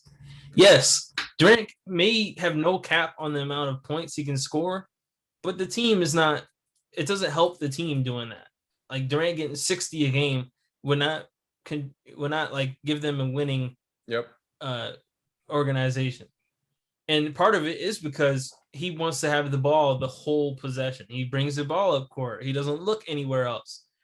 If he gets trapped, he may see you, right? Or if he gets a rebound, he sees you going down court. That's the easy assist. He can get the triple doubles. It's possible. But On the flip side with the Bucks probably have the most players that can guard Durant than any other roster, I would think. Like when I say can guard Durant, they're the most players that are like capable. Capable of staying in front of him. It's tough because Durant is so good, but like Middleton was the second guy to go at Durant. Yeah. And he got stops. Right, exactly. They have PJ, Middleton, Giannis, and Drew, who I am comfortable all guarding Durant for a possession or two each. Like I don't want Holiday on him for too long, but 2 or 3 possessions. I was gonna say Holiday extended time. I'm a little nervous. Right, 2 or 3 possessions though. I saw him pick Durant up and made Durant take tough shots, and that's cool. Durant doesn't do good against strong guards. I've seen it before. I've seen CP. I've seen Beverly. Credit to Durant because his post game showed in this series. Like he's clearly he took that bad choke against the Clippers way back when. Yeah. And he's made his game in such a way where small guards can't just take the ball from him. No, they can't. No. But they still do give him fits, but not enough fits to stop him from scoring. Yes. You know, for long periods of time. But yeah, when I saw that the Bucks were willing to experiment with who guards him per possession, who they're willing to go with the switches, I was like, oh, the Bucks can win this. Like they can do this. Because PJ on him all night wasn't working, right? It wasn't stopping him. Middleton on him all night was affecting Middleton's offense and affecting the team's offense. But once they were switching back and forth, I'm like, okay, yeah, I like this. Those high screen and rolls, man. Brook Lopez looked just like a deer in headlights. Oh yeah, Brook had issues, of course. He was the only one on that was, really tough when it came to that. That's why I was surprised they never went with Portis. I still don't know where he is, but I was surprised they never went with him because Portis has, his foot speed is a lot better than Lopez's, and Durant wouldn't try to post up Portis. So, but either way, man, it was an amazing series. I think if Harden had really gotten going, it probably would have been a different story. I think if Kyrie doesn't get hurt, this series doesn't go 7. Dude, Kyrie was strapping. I agree with that. No, I was in shock. I was watching. I'm like, dude, like Kyrie looks like the best guard in the league, not point guard because he gave that up, thank God. Yeah. But just overall guard, the way he can score, and when he's like competing on the other end and getting steals and staying in front of guys and rebounding. Yep. I was like, holy shit, like I've never seen this all-around game from him. He was all over the place, yeah. One thing I don't like about how Nash coached the series, aside from him going with the, only Durant offense, yes. I don't like how the depth on the team, I never felt a full confidence in the depth of the team. Like I saw Mike James, that's his name, right? Yeah. I saw him get out there. He had, a nice game, first 2 games. I saw, Jeff Green played amazing that game 5. But I never for a full night felt like all the players had like full were fully involved in the game. And I know that when Durant's doing his thing, that's Durant, but Nash has to do something with that where it's like, yo, Durant, you can sit for a second. We need to spread the ball around. Bruce Brown never got consistent minutes. Blake's minutes kind of got weird. Like his fourth, like towards the second half, he wasn't really playing much out of nowhere sometimes. Obviously, like I said, Mike James really didn't get consistent minutes. The only one who got consistent minutes was Joe. And he wasn't doing anything. I think Nash kind of showed that he's like a first-time head coach. Yeah. In subtle ways, though, because Brooklyn looks spectacular. I really don't want them to change. I want them to come back, hopefully get healthy. Hopefully the season being normal next year helps him out a lot. But Nash's like random willingness to like, for example, you give up on Mike James, but Landry Shamet, who spent the middle of the series outplaying Joe Harris, he doesn't get to really contribute at the end of the series. Right. Like that's a change. Okay, Shamet's playing better. Joe, like your minutes are going to shrink until you start making shots. Exactly. And that's exactly what I'm talking about. Those kind of things was really, awkward to me. Game 7, I couldn't find Jeff Green. 13 minutes? Yep. No shots. You know, that's more on Jeff Green because I've seen him do that countless times. Just be soft and not try to do shit. Yeah. But 13 minutes? Yep. For a guy who was the reason KD got a triple-double in Game 5? Yep. Sole reason. Yep. That shocked me. Blake didn't get a lot of looks the last game. No. You know what else I think screwed up? And did Claxton play in the last Game couple 7? games? No. I don't remember 6, but Game 7 he didn't touch the floor. I thought Claxton was like the best change they made as a team throughout this season. Yes, and I still like another example of like Claxton. I don't remember if it was Game 6 or 5, but he fouled quickly. Mm-hmm. Like that's okay. It is. It's okay. At least he's not giving up. Like Brook Lopez was giving up buckets, right? Because he shouldn't get in foul trouble. He needs to be out there, especially for both ends for Milwaukee. Mm-hmm. But Claxton is a limited minute guy. Yeah. Let him use his fouls. He'll help you out because he's on the boards. I mean, Milwaukee's not really that great on rebounds, not really that consistent. Mm-hmm. And he's going for blocks. He's containing guys. He's a capable defender. Yeah. I just, again, it's another example of an overreaction to like foul trouble from a 7th, 8th, 9th guy. Who cares? Right. Yep. Especially if you're comfortable with benching him for a full game, you shouldn't be worried about him fouling Giannis twice. Where you're gonna get one free throw out of it. So what's the problem? Yeah.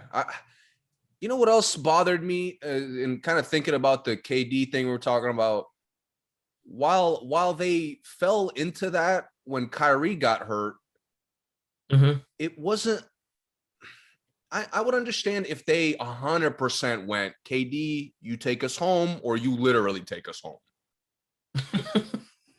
Take us either to home or to Cancun. Right.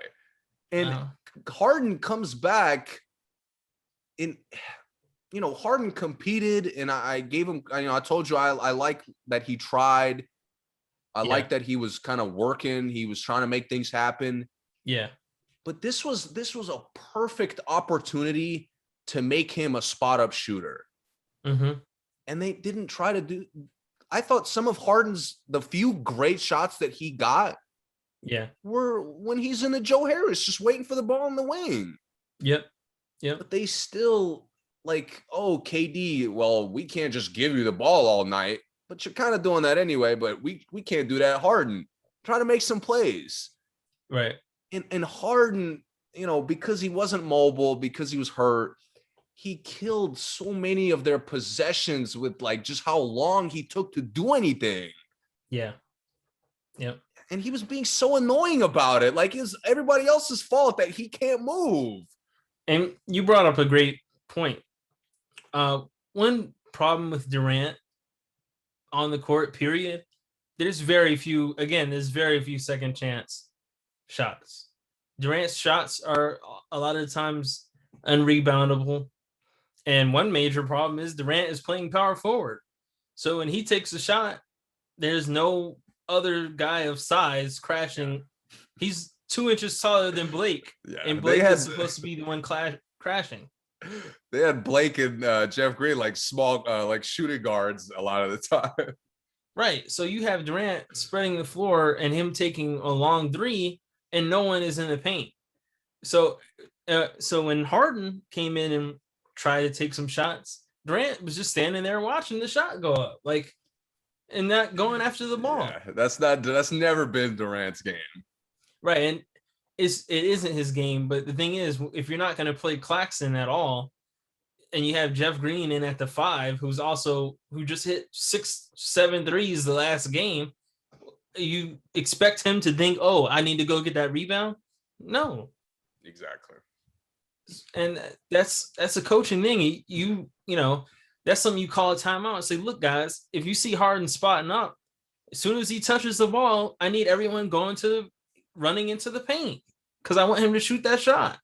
That's fine. Yeah. Joe was taking shots that no one was rebounding, and they were good reboundable shots. They were falling right into the restricted area, and nobody was there. Yeah, like Brooklyn showed me that they were a little overconfident in their offense. Yeah. But again, like not all those Nash mistakes I mentioned, like they're minor things that at the end of the day, they're still in game 7 with a great chance to win the game. Mm-hmm. And I got to be honest, game 7, I have really nothing bad to say about the Nets. It's all about credit to the Bucks. Yeah, me too. I mean, Giannis, first point, Giannis making 6 free throws in a row from like second quarter to fourth quarter at one point. Great. I mean, I was like, I wanted to cheer at one point. He was like, I think he was 7 for 8. I think he missed one, maybe airballed it, and then hit the next one. Yep. He was 7 for 8, yeah. And they're counting, you know, I thought when he airballed that one and they're counting, I'm like, oh no, like this is going to be a long game full of bricks that I don't want to watch. Yep. And Giannis after that started knocking him down. He's still taking 12 to 15 seconds. Yeah. But if they're going to let him, you know, as long as you knock him down, who cares? Yeah. And the other point, I mean, Drew Holiday, who was literally in a Brooklyn uniform for the majority of the series. Yeah, he was. Those 2 threes and then like the little baseline fade pull up that he did. Yep. Was huge. And not to mention, he took care of the game at the end. Yeah, he got the stop on KD. Yeah. If he didn't body KD as much as he did, you saw it. Tucker didn't get to body him as much. Right. He went to overtime. Yep. What's his name? Holiday predicted the spot a little bit better, bumped him more, tougher shot, air ball. Yep. So Holiday responded, and I mean, I was going to be ruthless on him. Yeah. You know, I didn't forget. Eric Bledsoe. I'm sorry. Mm-hmm. You clearly you still, you know, were a problem, but you weren't as much of a problem as I thought you were. Yeah, at least Holiday hits his free throws. Right. And it would like Holiday isn't as much of an upgrade to Bledsoe as I thought. Mm-hmm. And it's really only because of how aggressive Bledsoe is, which I wanted to see more from Holiday. Right. And Holiday just took shots all night. I mean, that was killing me. Yep. In Middleton, that turnaround he hit in overtime was huge, and he had a bad game. Yeah, he hit a couple of huge shots in the clutch too in the fourth. Yeah. And one thing with Middleton, and I told you this, I think it was after the series, but Middleton is the one guy who they could play through and get good shots. Yeah. And not just for Middleton. Yeah. With Giannis, it's just kickouts. It's like Utah basketball. Yeah. That like I don't want to see that. Milwaukee is way too balanced. They have way too many threats to just play like Utah. The only difference, and this is why Milwaukee gets away with it more, is because when Giannis kicks out, he stays to try to get the rebound. Right. When Ingles or Donovan or Conley kicks out, they're just run back. Out. Yeah. Or they run back down court, or they try to get open again. Yeah. But yeah. I was really impressed with Milwaukee, man. Like I was pretty convinced that Brooklyn was going to win. Mm-hmm. But just watching how Milwaukee responded, how they matched, like KD had it going. And I'm like, you know, this game 5 all over again. You can't stop KD. They're not even going to need anybody else. Mm-hmm. You know, we know Blake is going to help. Somebody I'm sure will help. Yeah. And they just battled all the way through, man. They did. And they looked very complete. I think that in the 7th, in game 7, Budenholzer didn't want to go too deep in the roster and risk, having some silly mistakes. But I think I want that for Game 7. Right, exactly. But I think with this next series, I think he gets to experiment maybe with Portis on Collins at times, throw Bryn Forbes out there for longer stretches. I think he'll probably have more room to experiment to start. And I think that they'll need that in the finals because they can't go just with 6 guys in the finals. That's not going to work. But I think the matchup wise, they're in good shape. Like Atlanta is to me a favorable matchup for Milwaukee. I agree. Yeah. Just overall matchup wise. Yeah, especially with Hunter and Reddish out. Right. I mean, yeah. I think that those two maybe make it a little odd for Milwaukee, but without them, I think Milwaukee definitely has the advantage. Definitely. Yeah, they're a clear favorite to me. I'm not saying it's like a locked result because Atlanta offensively could keep up with anything. Yep. But just thinking about like game plan wise, Milwaukee has more things they could do successfully on paper. Yep. All right, let's get into them then. Let's get into the Atlanta and Philly series, and let's close it out here eventually. But let's get into it. Atlanta is great, man. Let's start with Atlanta. Yeah. Let's start on a positive note. Trae Young has officially arrived. I mean, Trae Young looks amazing. Oh yeah, best point guard in the league. Best point guard, best point guard who knows his own roster. Oh yeah. I mean, the feel he has for all his guys. I love how he forces lobs. Me too. Because Capella isn't. That's the only way Capella is consistently involved.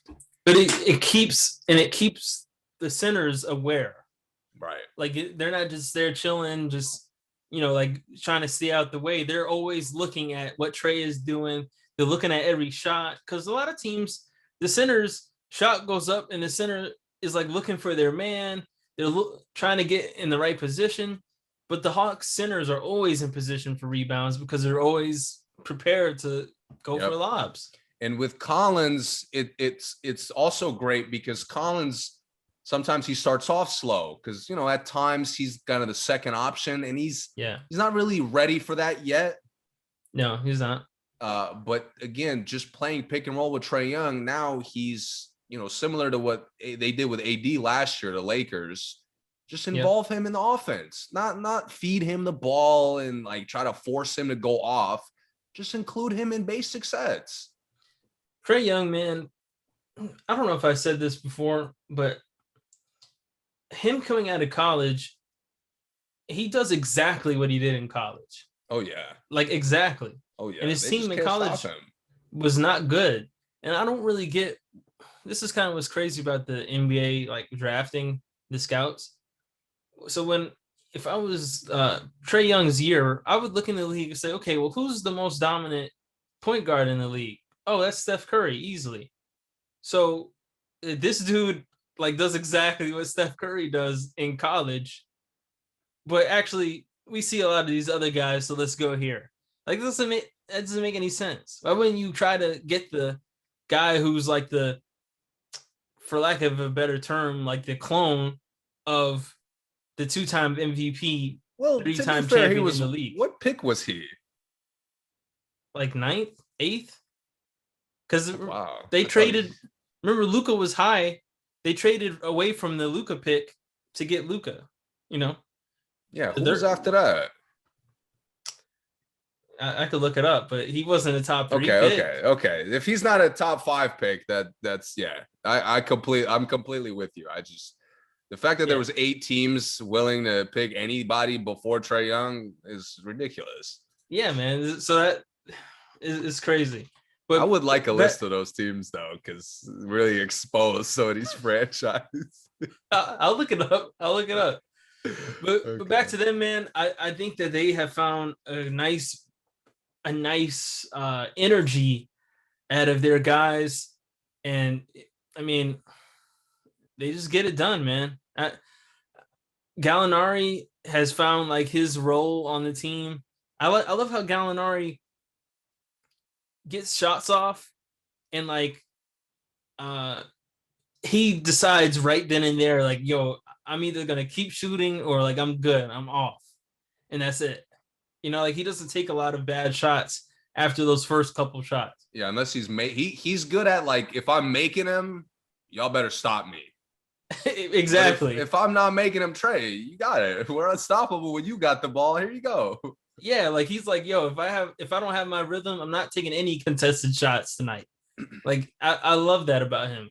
Bogdanovic, the complete opposite, but I like that he stays aggressive because he keeps the defense on their toes. Yes. And Herter has played just great. I have no negatives for him. It was funny because when we knew that Hunter was going to be out, personally, I would have put Gallinari in the starting lineup and still brought Herter off the bench. Yeah. And Nate McMillan didn't do that. Right. Nate McMillan put Huerter in the starting lineup, and I'm watching Game 7. I'm like, dude, this guy's a high IQ guard. He should be in the starting lineup. Right. I mean, 27, and every shot he took was great. Right. Yep. Like, that's who you want in a close series.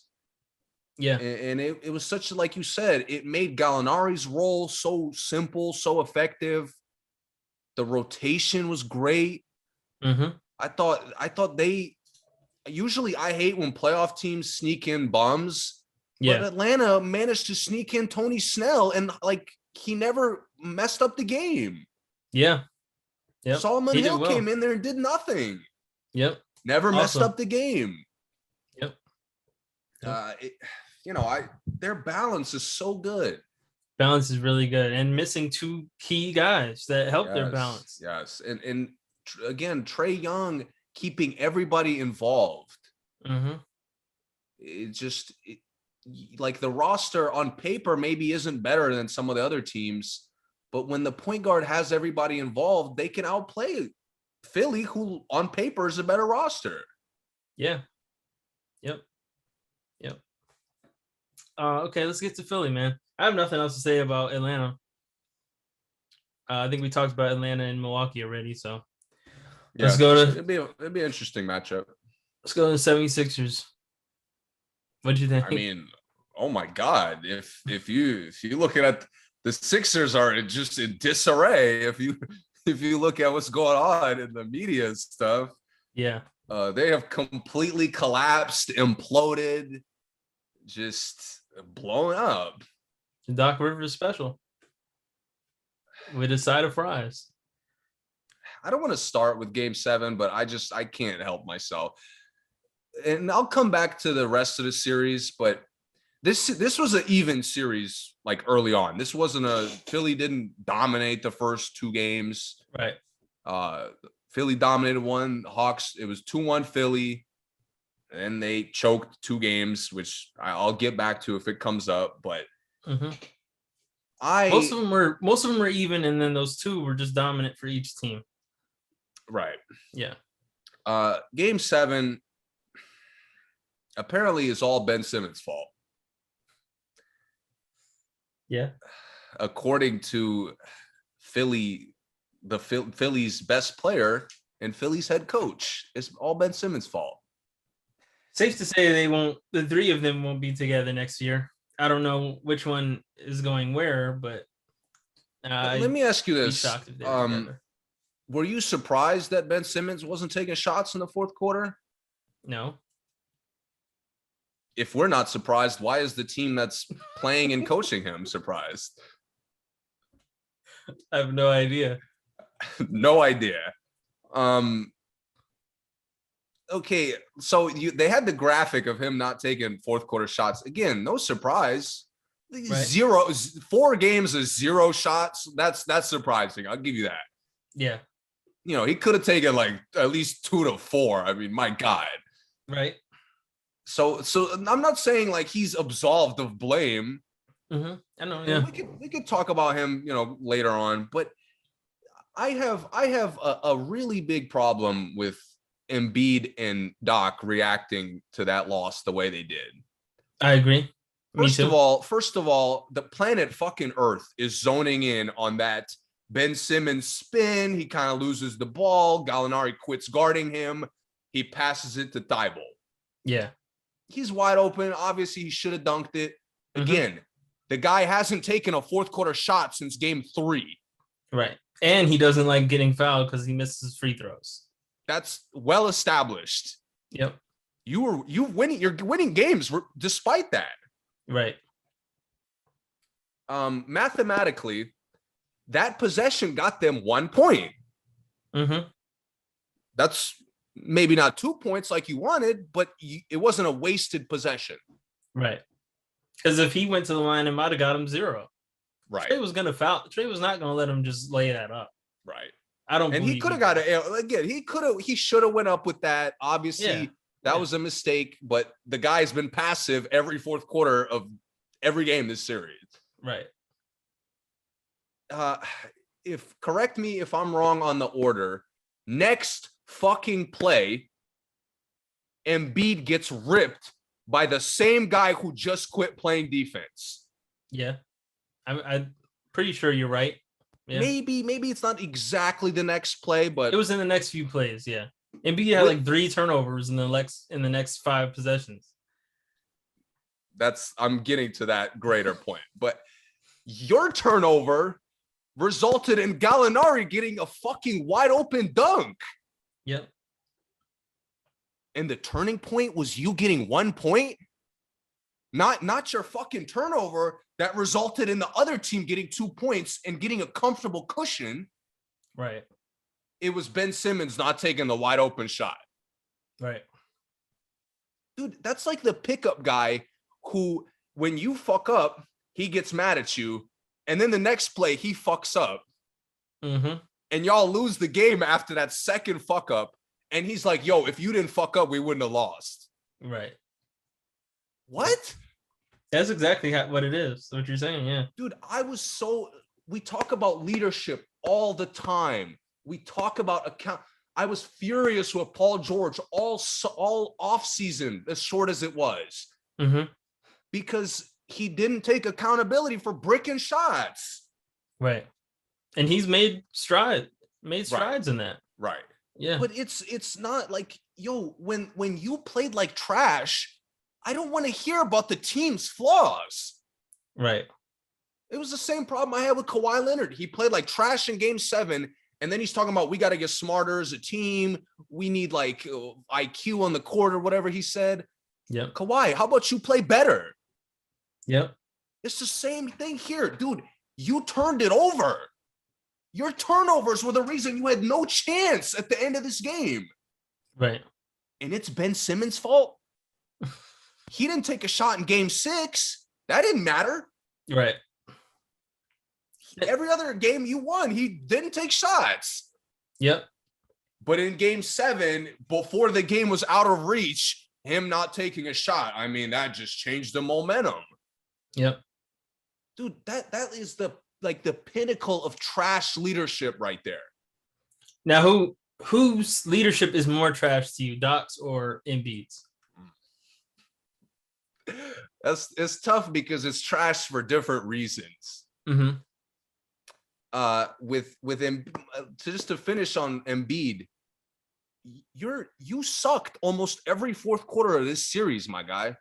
Yeah. And I gave you the benefit of the doubt for the majority of the series, blaming Doc. But when you suck for the every fourth quarter of every game, and then have the fucking nerve to sit there and point to other plays like they determine the game. Right. That was so weak, man. That was so weak. And I was so disgusted that like he furthered that narrative like it's all Ben Simmons' fault because he doesn't take shots. Right. Which again, do I think they would have made the finals with Ben Simmons playing like that? Probably not. Milwaukee probably would have handled them. Right. But you're in game 7. It's a tie game. At the end of game 7, it's Ben Simmons' fault that she's not taking shots. He hasn't done it the whole series. Or even just that whole game. Why would you want someone to take their first shot in their fourth quarter? He gets you 13 assists. He does his point guard job because he was looking for guys all night, getting guys good shots all night. Yep. He keeps Trae Young's shooting percentage trash. Yep, absolutely trash. Trae Young's shooting percentage was only trash because of 85% Ben Simmons, 15% Thibault. Mm-hmm. Probably less than 15% Thibault. 90-10. Yeah. Mm-hmm. And y'all mad at him because he's not taking shots? Yep. Doc Rivers, you blew 2 leads. Ben Simmons this is third, right? Oh, series, yeah. Oh, yeah. But you mean in the games? Yeah. Those 2 games, they blew. I didn't hear anybody saying, yo, Ben Simmons should be taking shots. Nope. But this game, because there's one play where he avoids a dunk, and then the graphic is he hasn't been taking shots, it's all his fault. Right. Dude, that is I was so like Embiid, I wasn't as surprised. I was still disgusted. Doc Rivers, are you kidding me? I don't know if he's a championship. Doc, how about you make him a championship point guard? You're the fucking coach. And that's my biggest point. And I'll jump onto your point right here. I have nothing to say about Embiid because I have always thought Embiid was a jerk and a terrible leader. So I'm not going to add on to that. But Doc, I've been a point guard on a team before.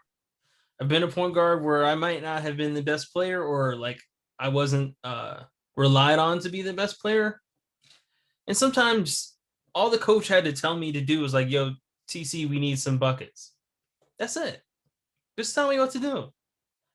And what was clear to me in this game, Doc never at one moment said, Ben, I need you to give me 10 points tonight. Because I've seen when Ben was asked to step up, I've seen him go off in games. Just tell me to step up. When Embiid was going out and they said, we're going to need Ben to step up, Ben had like 4 straight triple doubles of like 20 plus easily. Yep.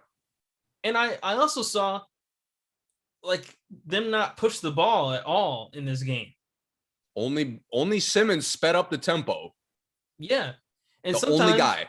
Yep. And sometimes it was like the team like kind of like the team didn't move up court when Ben had the ball like, yo, let's go. It was like Ben gets it and then the team's just waiting and just jogging up court like, okay, we're going to get into our half court offense. When Ben, to me, is probably top 5 fastest players in the league. I texted you what, like game 3 or 4? I said, I think Ben may be the biggest freak I've ever seen in basketball, athletically. Oh, his speed is ridiculous. He's 6'11". I don't think I've seen anyone that fast. Yeah. When he goes full speed, I've never seen anybody like that.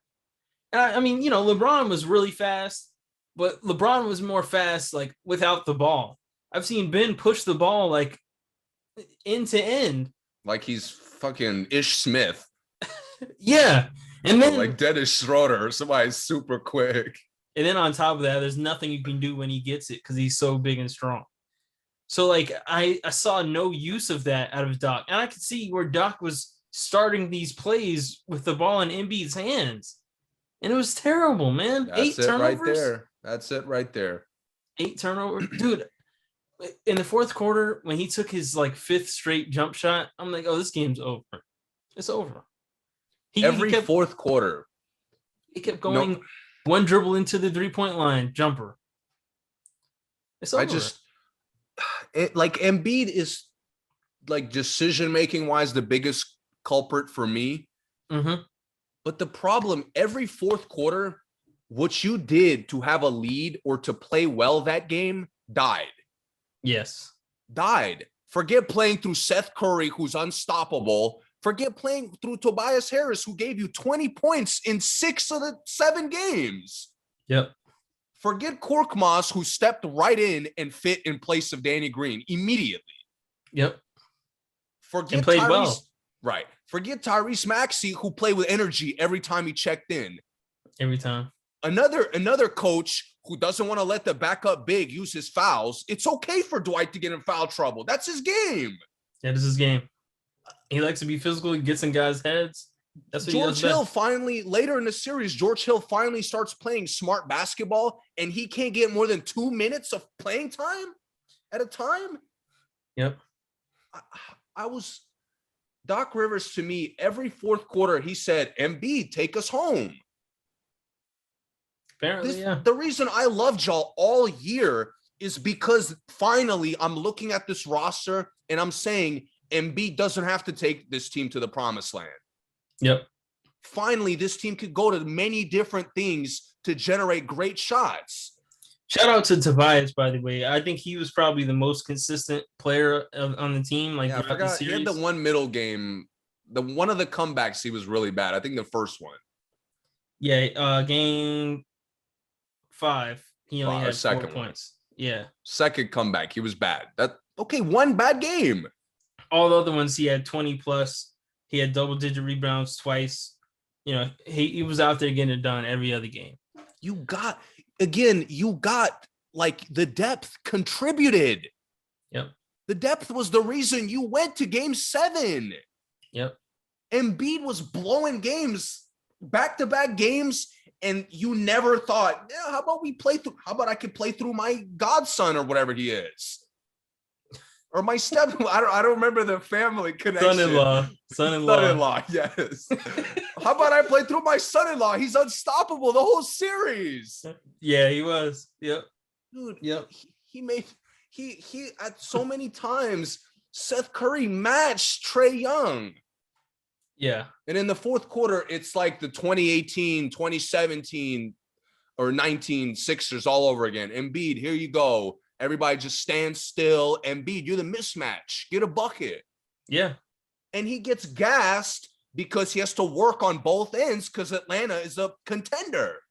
Yeah. I mean, I don't understand. He's watching him get gassed every fourth quarter, and it's like it's Embiid's fault that his shots aren't going in. How about the fact that he's only taking jump shots? He doesn't look tired to you, Doc? Yep. And making terrible passes. And I don't know. I've never seen a big attract so much attention and make so many bad passes off the attention. Like, I've never seen that. Like, Shaq made better passes. He's like Anthony Davis. Like, they don't know how to do shit but like score. Yeah. It's at least Anthony Davis, like, he's more concerned, and he didn't do that in Phoenix, but every other time he's like more concerned with getting it inside. Yeah.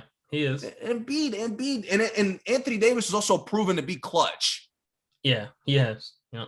I've never seen Embiid be like consistently clutch. He's selling fourth quarter after fourth quarter, and Doc is sitting there, man, fuck Ben Simmons for not taking shots. Like, yo, it's like people are acting like in game 7, Ben Simmons just became like this bitch all of a sudden who like never wants to like be aggressive on off. He's played like that the whole series. Yep. So it's safe to say Ben will be off the team this offseason, right? I hope he goes the fuck off wherever he lands. Give me a good team for him. Boston. Would you trade Jaylen Brown for Ben Simmons? No. Well, it gotta be, you know. I'll give Smart, and I can't give up Robert. I forget Boston because their depth is so rough. I don't want to. They have to give up. You got to give up something, you know. I'll say Utah's a good fit for him. Thank you. That's what I was looking for. I would trade everybody other than Donovan for him right now. Everybody other than Donovan and Gobert, because I keep Gobert. I think he would really make Gobert, like, he would help Gobert not be useless for like full games. You play him at the 4 or at the 1, or like the one that as soon as he passes it, he goes to the block. Yeah, one of those. Yeah, But I think Quinn Snyder's better at least making guys move than Doc Rivers is. Yeah, he is. Doc Rivers, hold up real quick again on Doc Rivers. How do you not learn your lesson from last year? Bro, I've said this since we've been on this podcast, and I've said this since he left Boston. He's the worst at managing players' attitudes in the league. Last year you made the same mistake, and I gave you because the Clippers moved the ball well. I gave you the benefit of the doubt. I'm like, look, you didn't do anything, but PG was getting great shots. Kawhi was just not outplaying Jeremy Grant. That's on him. Right. But this notion, like, yo, star player, take me home. Like, no coach ever does that. And none of his teams have been successful doing that. That's why the Clippers were catching L's all the time. Lob City was catching L's every playoff run. Yep. Blowing leads, blowing that Houston lead. Yep. Dude, Doc, and again, like last year, he didn't blame PG and Kawhi. No. He said he could have done things better. Dude, the fourth quarter, y'all depth was non-existent. I could have done things better, but I won't next year. That's what he should have said. That's what I'm saying. It's ridiculous, man. How he like sneak dissed Ben Simmons, and then after the fact, he's like, "Oh, I believe in him. I believe in him. We have a plan for him. We have a plan for him." He hasn't taken a shot since you've gotten there. I hope he demands a trade immediately. Dude, if I was Ben Simmons, I'm swinging on both of them. That is ridiculously disrespectful. I don't care. The social media wants to go nuts. Let them do that. They're entitled to do that shit. Mm-hmm. And I gotta be better in a lot of those ways. And he took credit. He even said, I have to help offensively. Mm-hmm. Ben Simmons, who I never really thought of as mature, said, yo, it's on me. I got to step it up. Yeah. Fucking Embiid, who was turning it over left and right. Oh, we lost the momentum when Ben didn't take an open shot. Are you fucking kidding me? Yeah. And Doc is sitting. I don't know if he's a championship point guard, Doc. Yeah, that was sick right there. Doc, if you could fucking coach, you wouldn't need a championship point guard. Seth Curry was a championship point guard this whole series. I mean, to me, I didn't think Rondo was a championship point guard as like a second-year player in the league or rookie, maybe. He was a rookie, right? The first one? He was like a second-year player. Second rookie, but second year. I mean, Perkins was like just a second, third-year player. Yeah. But in that, as time goes on, I take more and more credit away from Doc for that. I do too. You have Kevin Garnett. You really don't need to coach defense that much. No, you got the truth, so you really don't need to worry about closing games that much. Nope. And you got Ray Allen, so you don't need to worry about good shot selection from second, third, fourth guys. I think Garnett is probably top 5 emotional leaders of all times. I mean, you can't go wrong with that. Everywhere he went, he won. Doc, won on teams that shouldn't have been winning. He never learned from his limited Orlando T-Mac team. He got carried by this Boston team. Didn't learn anything from that. I forgot Doc even coached that Orlando team. I didn't get to see that blown 3-1 lead, but that was when he started off. Right. So it's Doc. Doc is showing such a stubbornness that I cannot stand in coaching. Yeah. Like you look at Atlanta and Nate McMillan changes if Gallinari's feeling it, play through him. Mm-hmm. If Lou Williams, we got to get you back into it. Even if you're not playing, if you're not the Lou Will of old, we still got to keep you in the game. Right. Nate McMillan made an effort to include everybody on the roster. Yep. But Doc Rivers, Embiid, you got it. Right. I mean, only LeBron coaches get a pass for doing that shit. Yep. I even understand why Nash did that with Durant. Well, now you see why. Was it last year where I said I think I would trade Embiid? I want to say so, yeah. I mean, Embiid is a really good player, and you're not going to get someone who's as good as Embiid. He's not a winner. Exactly. He's not a winner. He's not a good teammate. You could trade Embiid and have a completely new team. I mean, get like a Carmelo status. Give me 6 guys for Embiid. Like, and I don't ask a lot of like star players. I just need take accountability. Yeah. Especially when you blow in the games. It's not like Trae Young. If Trae Young had lost, you know, he could have an excuse to blame something. He never would, by the way. No, he wouldn't. Trae Young, win or loss, said, we're a great team. We need to get better as a team. It's team. Yep. It's either team or I didn't do enough. And that's cool. That's fine. Take your own accountability. Don't make someone else accountable. Like, next thing you know, it's fucking Korkmaz's fault for taking bad shots. Like, oh, Tobias took 24 shots to get 20 points. It's his fault. Right. Tobias is kind of cool because he only really takes shots when like the team desperately needs some buckets. That's what I like about him. He's not out there just jacking. Oh, we're down 6. The other team has momentum. Give me the ball. I got this. Like he makes these like frustrated runs by himself, which is kind of cool. You know, last point, I guess, to kind of close out, because I've been yelling quite a bit, but Jokic was fat 2 years ago, and he's in better shape than Embiid is now. Yeah. Oh, well, cut Embiid some slack because apparently he was playing on the torn meniscus. But he's dominating for 3 quarters. Right. Exactly. And I gave him, you know, I told you, it's a lot of it is on Doc for not managing his minutes better. I don't know how you have a backup center that is just won a championship, that is a 2-time defensive player of the year, that still has really young legs, and you say, I'll still play Embiid 40 plus minutes. I was mad at Nash for playing Harden as much as he did. Yeah. Until I watched Game 7 of Philly, because Nash is a first year. If Harden's like, yo, I don't want to come out, what the fuck is Nash gonna say? Right. Nothing. James, you got it. Go ahead. Yeah. Doc, you're one of the few voices in the league who I expect to have a real conversation like, yo, Embiid, we don't need you 40 plus minutes. Right. We're good enough to sustain good play without you for periods of time.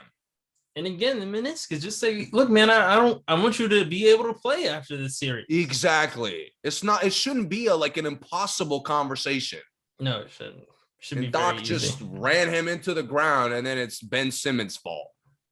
That was so weak. And again, I don't mind the casuals talking about Ben Simmons needs to shoot or go to the Shanghai Sharks and making jokes and stuff like that. That's on him. Yeah. But you got to Game 7. You're tied with a minute and a half left. Yeah. Yep. That's ridiculous. And you know, again, to give Ben some blame, like, at this point, I'm starting to question if Ben is a winner. Yeah. Because Giannis, nobody tells Giannis not to shoot. It's take less shots or take better quality shots. Right. Ben, you got to start taking them. But that's where we have to understand what is being said in the locker room. Like, Doc has to give us some clarity on that. Doc has to say, look, I told him I need 15 points from him and he's not shooting. Then that's completely on Ben. Right. But if he's out there saying, look, Ben, we don't really need your shots. Let's just move the ball.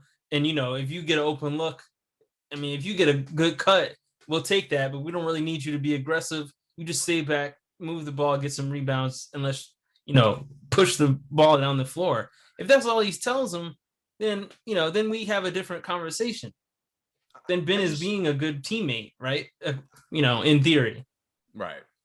So my thing is, like, watching this series, I never felt that Ben not shooting was the reason they were losing. No, it wasn't. And all of a sudden, at the end of the series, it's all his fault. Right. Like this series was a fucking blowout. The thing is, Ben and Embiid just are not a good combination because no, they're not. Embiid is for some reason only in the paint when someone else needs a drive. Like when someone else has a driving lane, there's Embiid waiting in your way. But when like Embiid wants to take a jump shot, it's because he has the ball already and he backs up, or he's coming out there to set the pick and he just says, "Oh, you know what? Forget the screen. I'm just gonna pop out right here," and then then the play breaks down. Of course, it's just like go ahead. I understand with the meniscus. Like he does deserve credit for playing through that, but you had energy to pick on Capella all the time. Yeah, no injury should make you have 8 turnovers. In 7 games, I never saw you be an elite rim protector. Yep. Forget Trae Young. Huerter got layups. Yeah. Gallinari got dunks. Yep. Lou Williams was getting to the basket. He had a couple of dunks too. Yeah. And there were so many times when there was a lineup out there with Dwight and Doc just yanked him. Yeah. I'm like, you're playing well. Why can't Embiid rest more? Right. Dwight had some nice dunks too and blocks. It's like Doc wanted Embiid to win or lose the series, and now it's like every other excuse except that. Yep. As the same thing as it was last year. Yeah. And he's and Doc was. I caught him game 6 and 7 doing the same shit. Atlanta is starting to turn up. He's coming into timeouts, clapping his fucking hands. I knew that was coming. I'm sick of that shit, dude. Yeah, you talk about that every time. Every time, bro. What are you doing? Mm-hmm. You don't clap your hands, or you playing like trash. Right. You're right. Yeah. That shit really made me. I was excited for that game 7. I really didn't care who won. I wanted Philly a little more because I picked them to go to the finals. But the way the series went, I really didn't care. Yeah. And that the disgusting way they ended, and it's like there's a good chance they ruined Ben Simmons' career. Yeah, you're right. I mean, there's a good chance he doesn't recover from this ever. Yeah. So the fact that they just they threw him under the bus and then made sure the bus went over him. Yeah. I was in shock, man. I really was. I think I would kind of like Terry Stotts to coach Ben Simmons wherever he goes. Wherever Terry Stotts is, I think I want to see Ben Simmons there. Another thing I would say for Ben is he got to get tougher on the boards. Oh, yeah, for sure. He rebounds like a guard. Yeah, he does. Dude, you're 6'11", bro. I don't want to see that shit. And Diesel. Not like he's then 6'11". He's strong. Yeah. I need like power forward rebounds. Right. Yeah. Especially on fucking Solomon Hill or Gallinari. Like, come on. Mm-hmm. Yeah. Well, I know his contract is kind of big, so I doubt if he can be bought out. I doubt it. But I hope he demands a trade. I hope he demands a trade too, but I hope it's not I hope he doesn't go to a team that is going to decimate their roster. Yeah, Sacramento. I could see Sacramento doing some wild shit just to get him for no reason. Right. Yeah. I don't need that at all. I don't want to see him getting traded one for one for Zion, and then we don't have Zion and him. I don't want to see anything. I'd trade him 1-on-1 for Russ. Maybe not an upgrade, but I'd do it. And DC fans would annihilate me for this. I like that. I like Russ and Embiid too. Yeah, I mean that's probably a ship that has sailed, but I don't know. No, they're keeping Russ for the long haul at this point. At least they're gonna see Russ with another coach. But maybe Russ would be so disgruntled he asked for a trade since they got rid of Scott. I don't know. I wouldn't mind him in Toronto. Bring Kyle Lowry home to Philly and trade Ben to Toronto. See what he does there. I wouldn't mind that. Lowry would make Philly like flawless roster wise. I mean, honestly, if it didn't blow up like it did, I was gonna come on here and like, yo, run it back. You're good. Yeah, you're good. Like you got the tools you need. You got everything you need. To me, if Ben does run it back, I lose a lot of respect for him. I do too. Like he has to have respect for himself for me to respect him. You know, as a man, you can't let the whole team roast you and the coaching staff. Yeah, that's OD. Dude, I would. He's not requesting it quick enough. The fucking coaching stat, the same coach who got like 29 game 7 losses or whatever. Yeah. What the fuck? I would lose my shit. Again, the fact that he's the youngest one of the three and he's showing the most maturity. Yeah. Sad. Yeah. We'll take him in New York.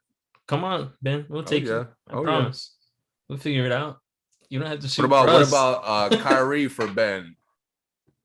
No. I know Brooklyn wouldn't do that. Maybe Kyrie, Ben, and Danny Green. You upgrade Joe Harris spot. No, putting Ben with Durant is not good. Or Ben and Harden is. I don't think that works. Harden's a weird one. Yeah, Ben and Harden on this court at the same time just sounds like a disaster. And Ben just doesn't look like a good fit with anybody. Right. I think we could probably. I mean, Ben probably could work his way into most teams because I don't think Philly has ever figured out what position to put him at. I would like him on a team. I know D'Antoni is just an assistant, but I would like to see like a real vet like D'Antoni did with him. Like a vet that like experiments a lot. A D'Antoni, Budenholzer is pretty good at experimenting. That's why I said Stotts. I think Stotts was pretty decent at experimenting, even though he just didn't have teams that he could do that with. Right. But somebody like that, maybe even a Jason Kidd. I've seen that work for guards, but I don't think Kidd's gonna get a job.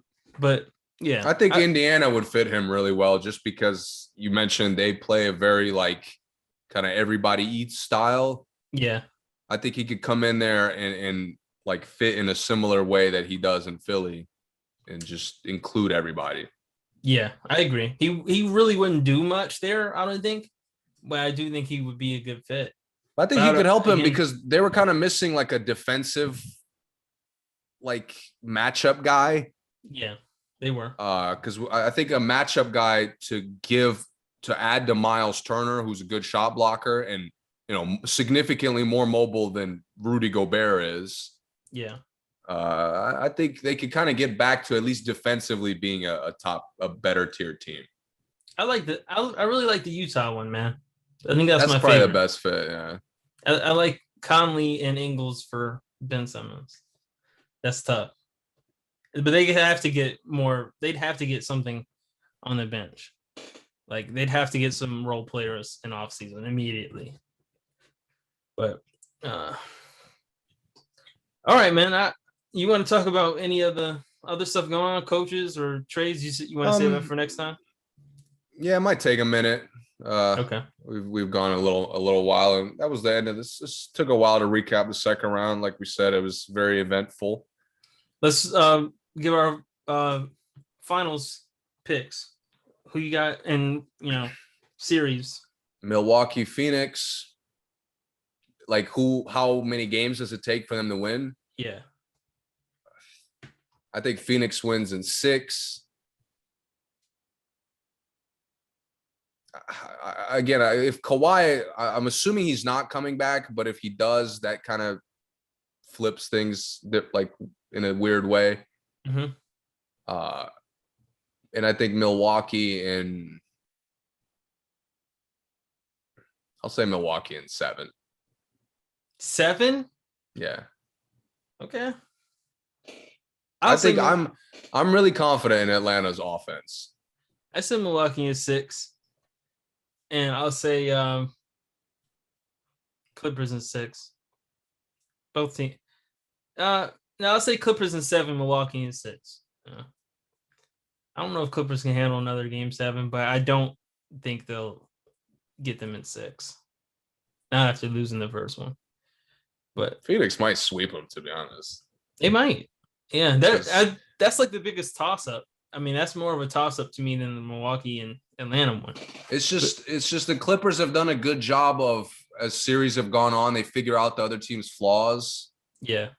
Phoenix doesn't really have glaring flaws. Right, and then Chris Paul will be back before the series is over. Yeah.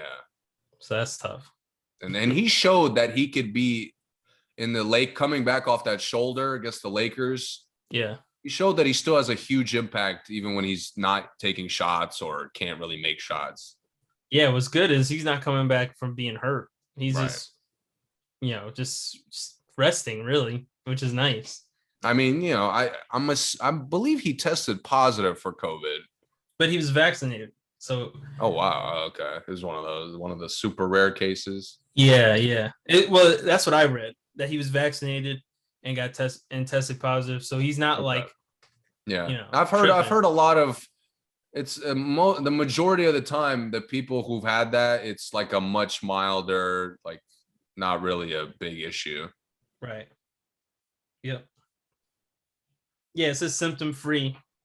So okay. Yeah, he's straight. Okay. So you got Suns, Bucks, I got Clippers, Bucks. We'll see what happens. We will see what happens. Yeah, we'll be back. A lot of other NBA. I mean, the Mavericks are just losing their shit. There's a number. New Orleans, great decision.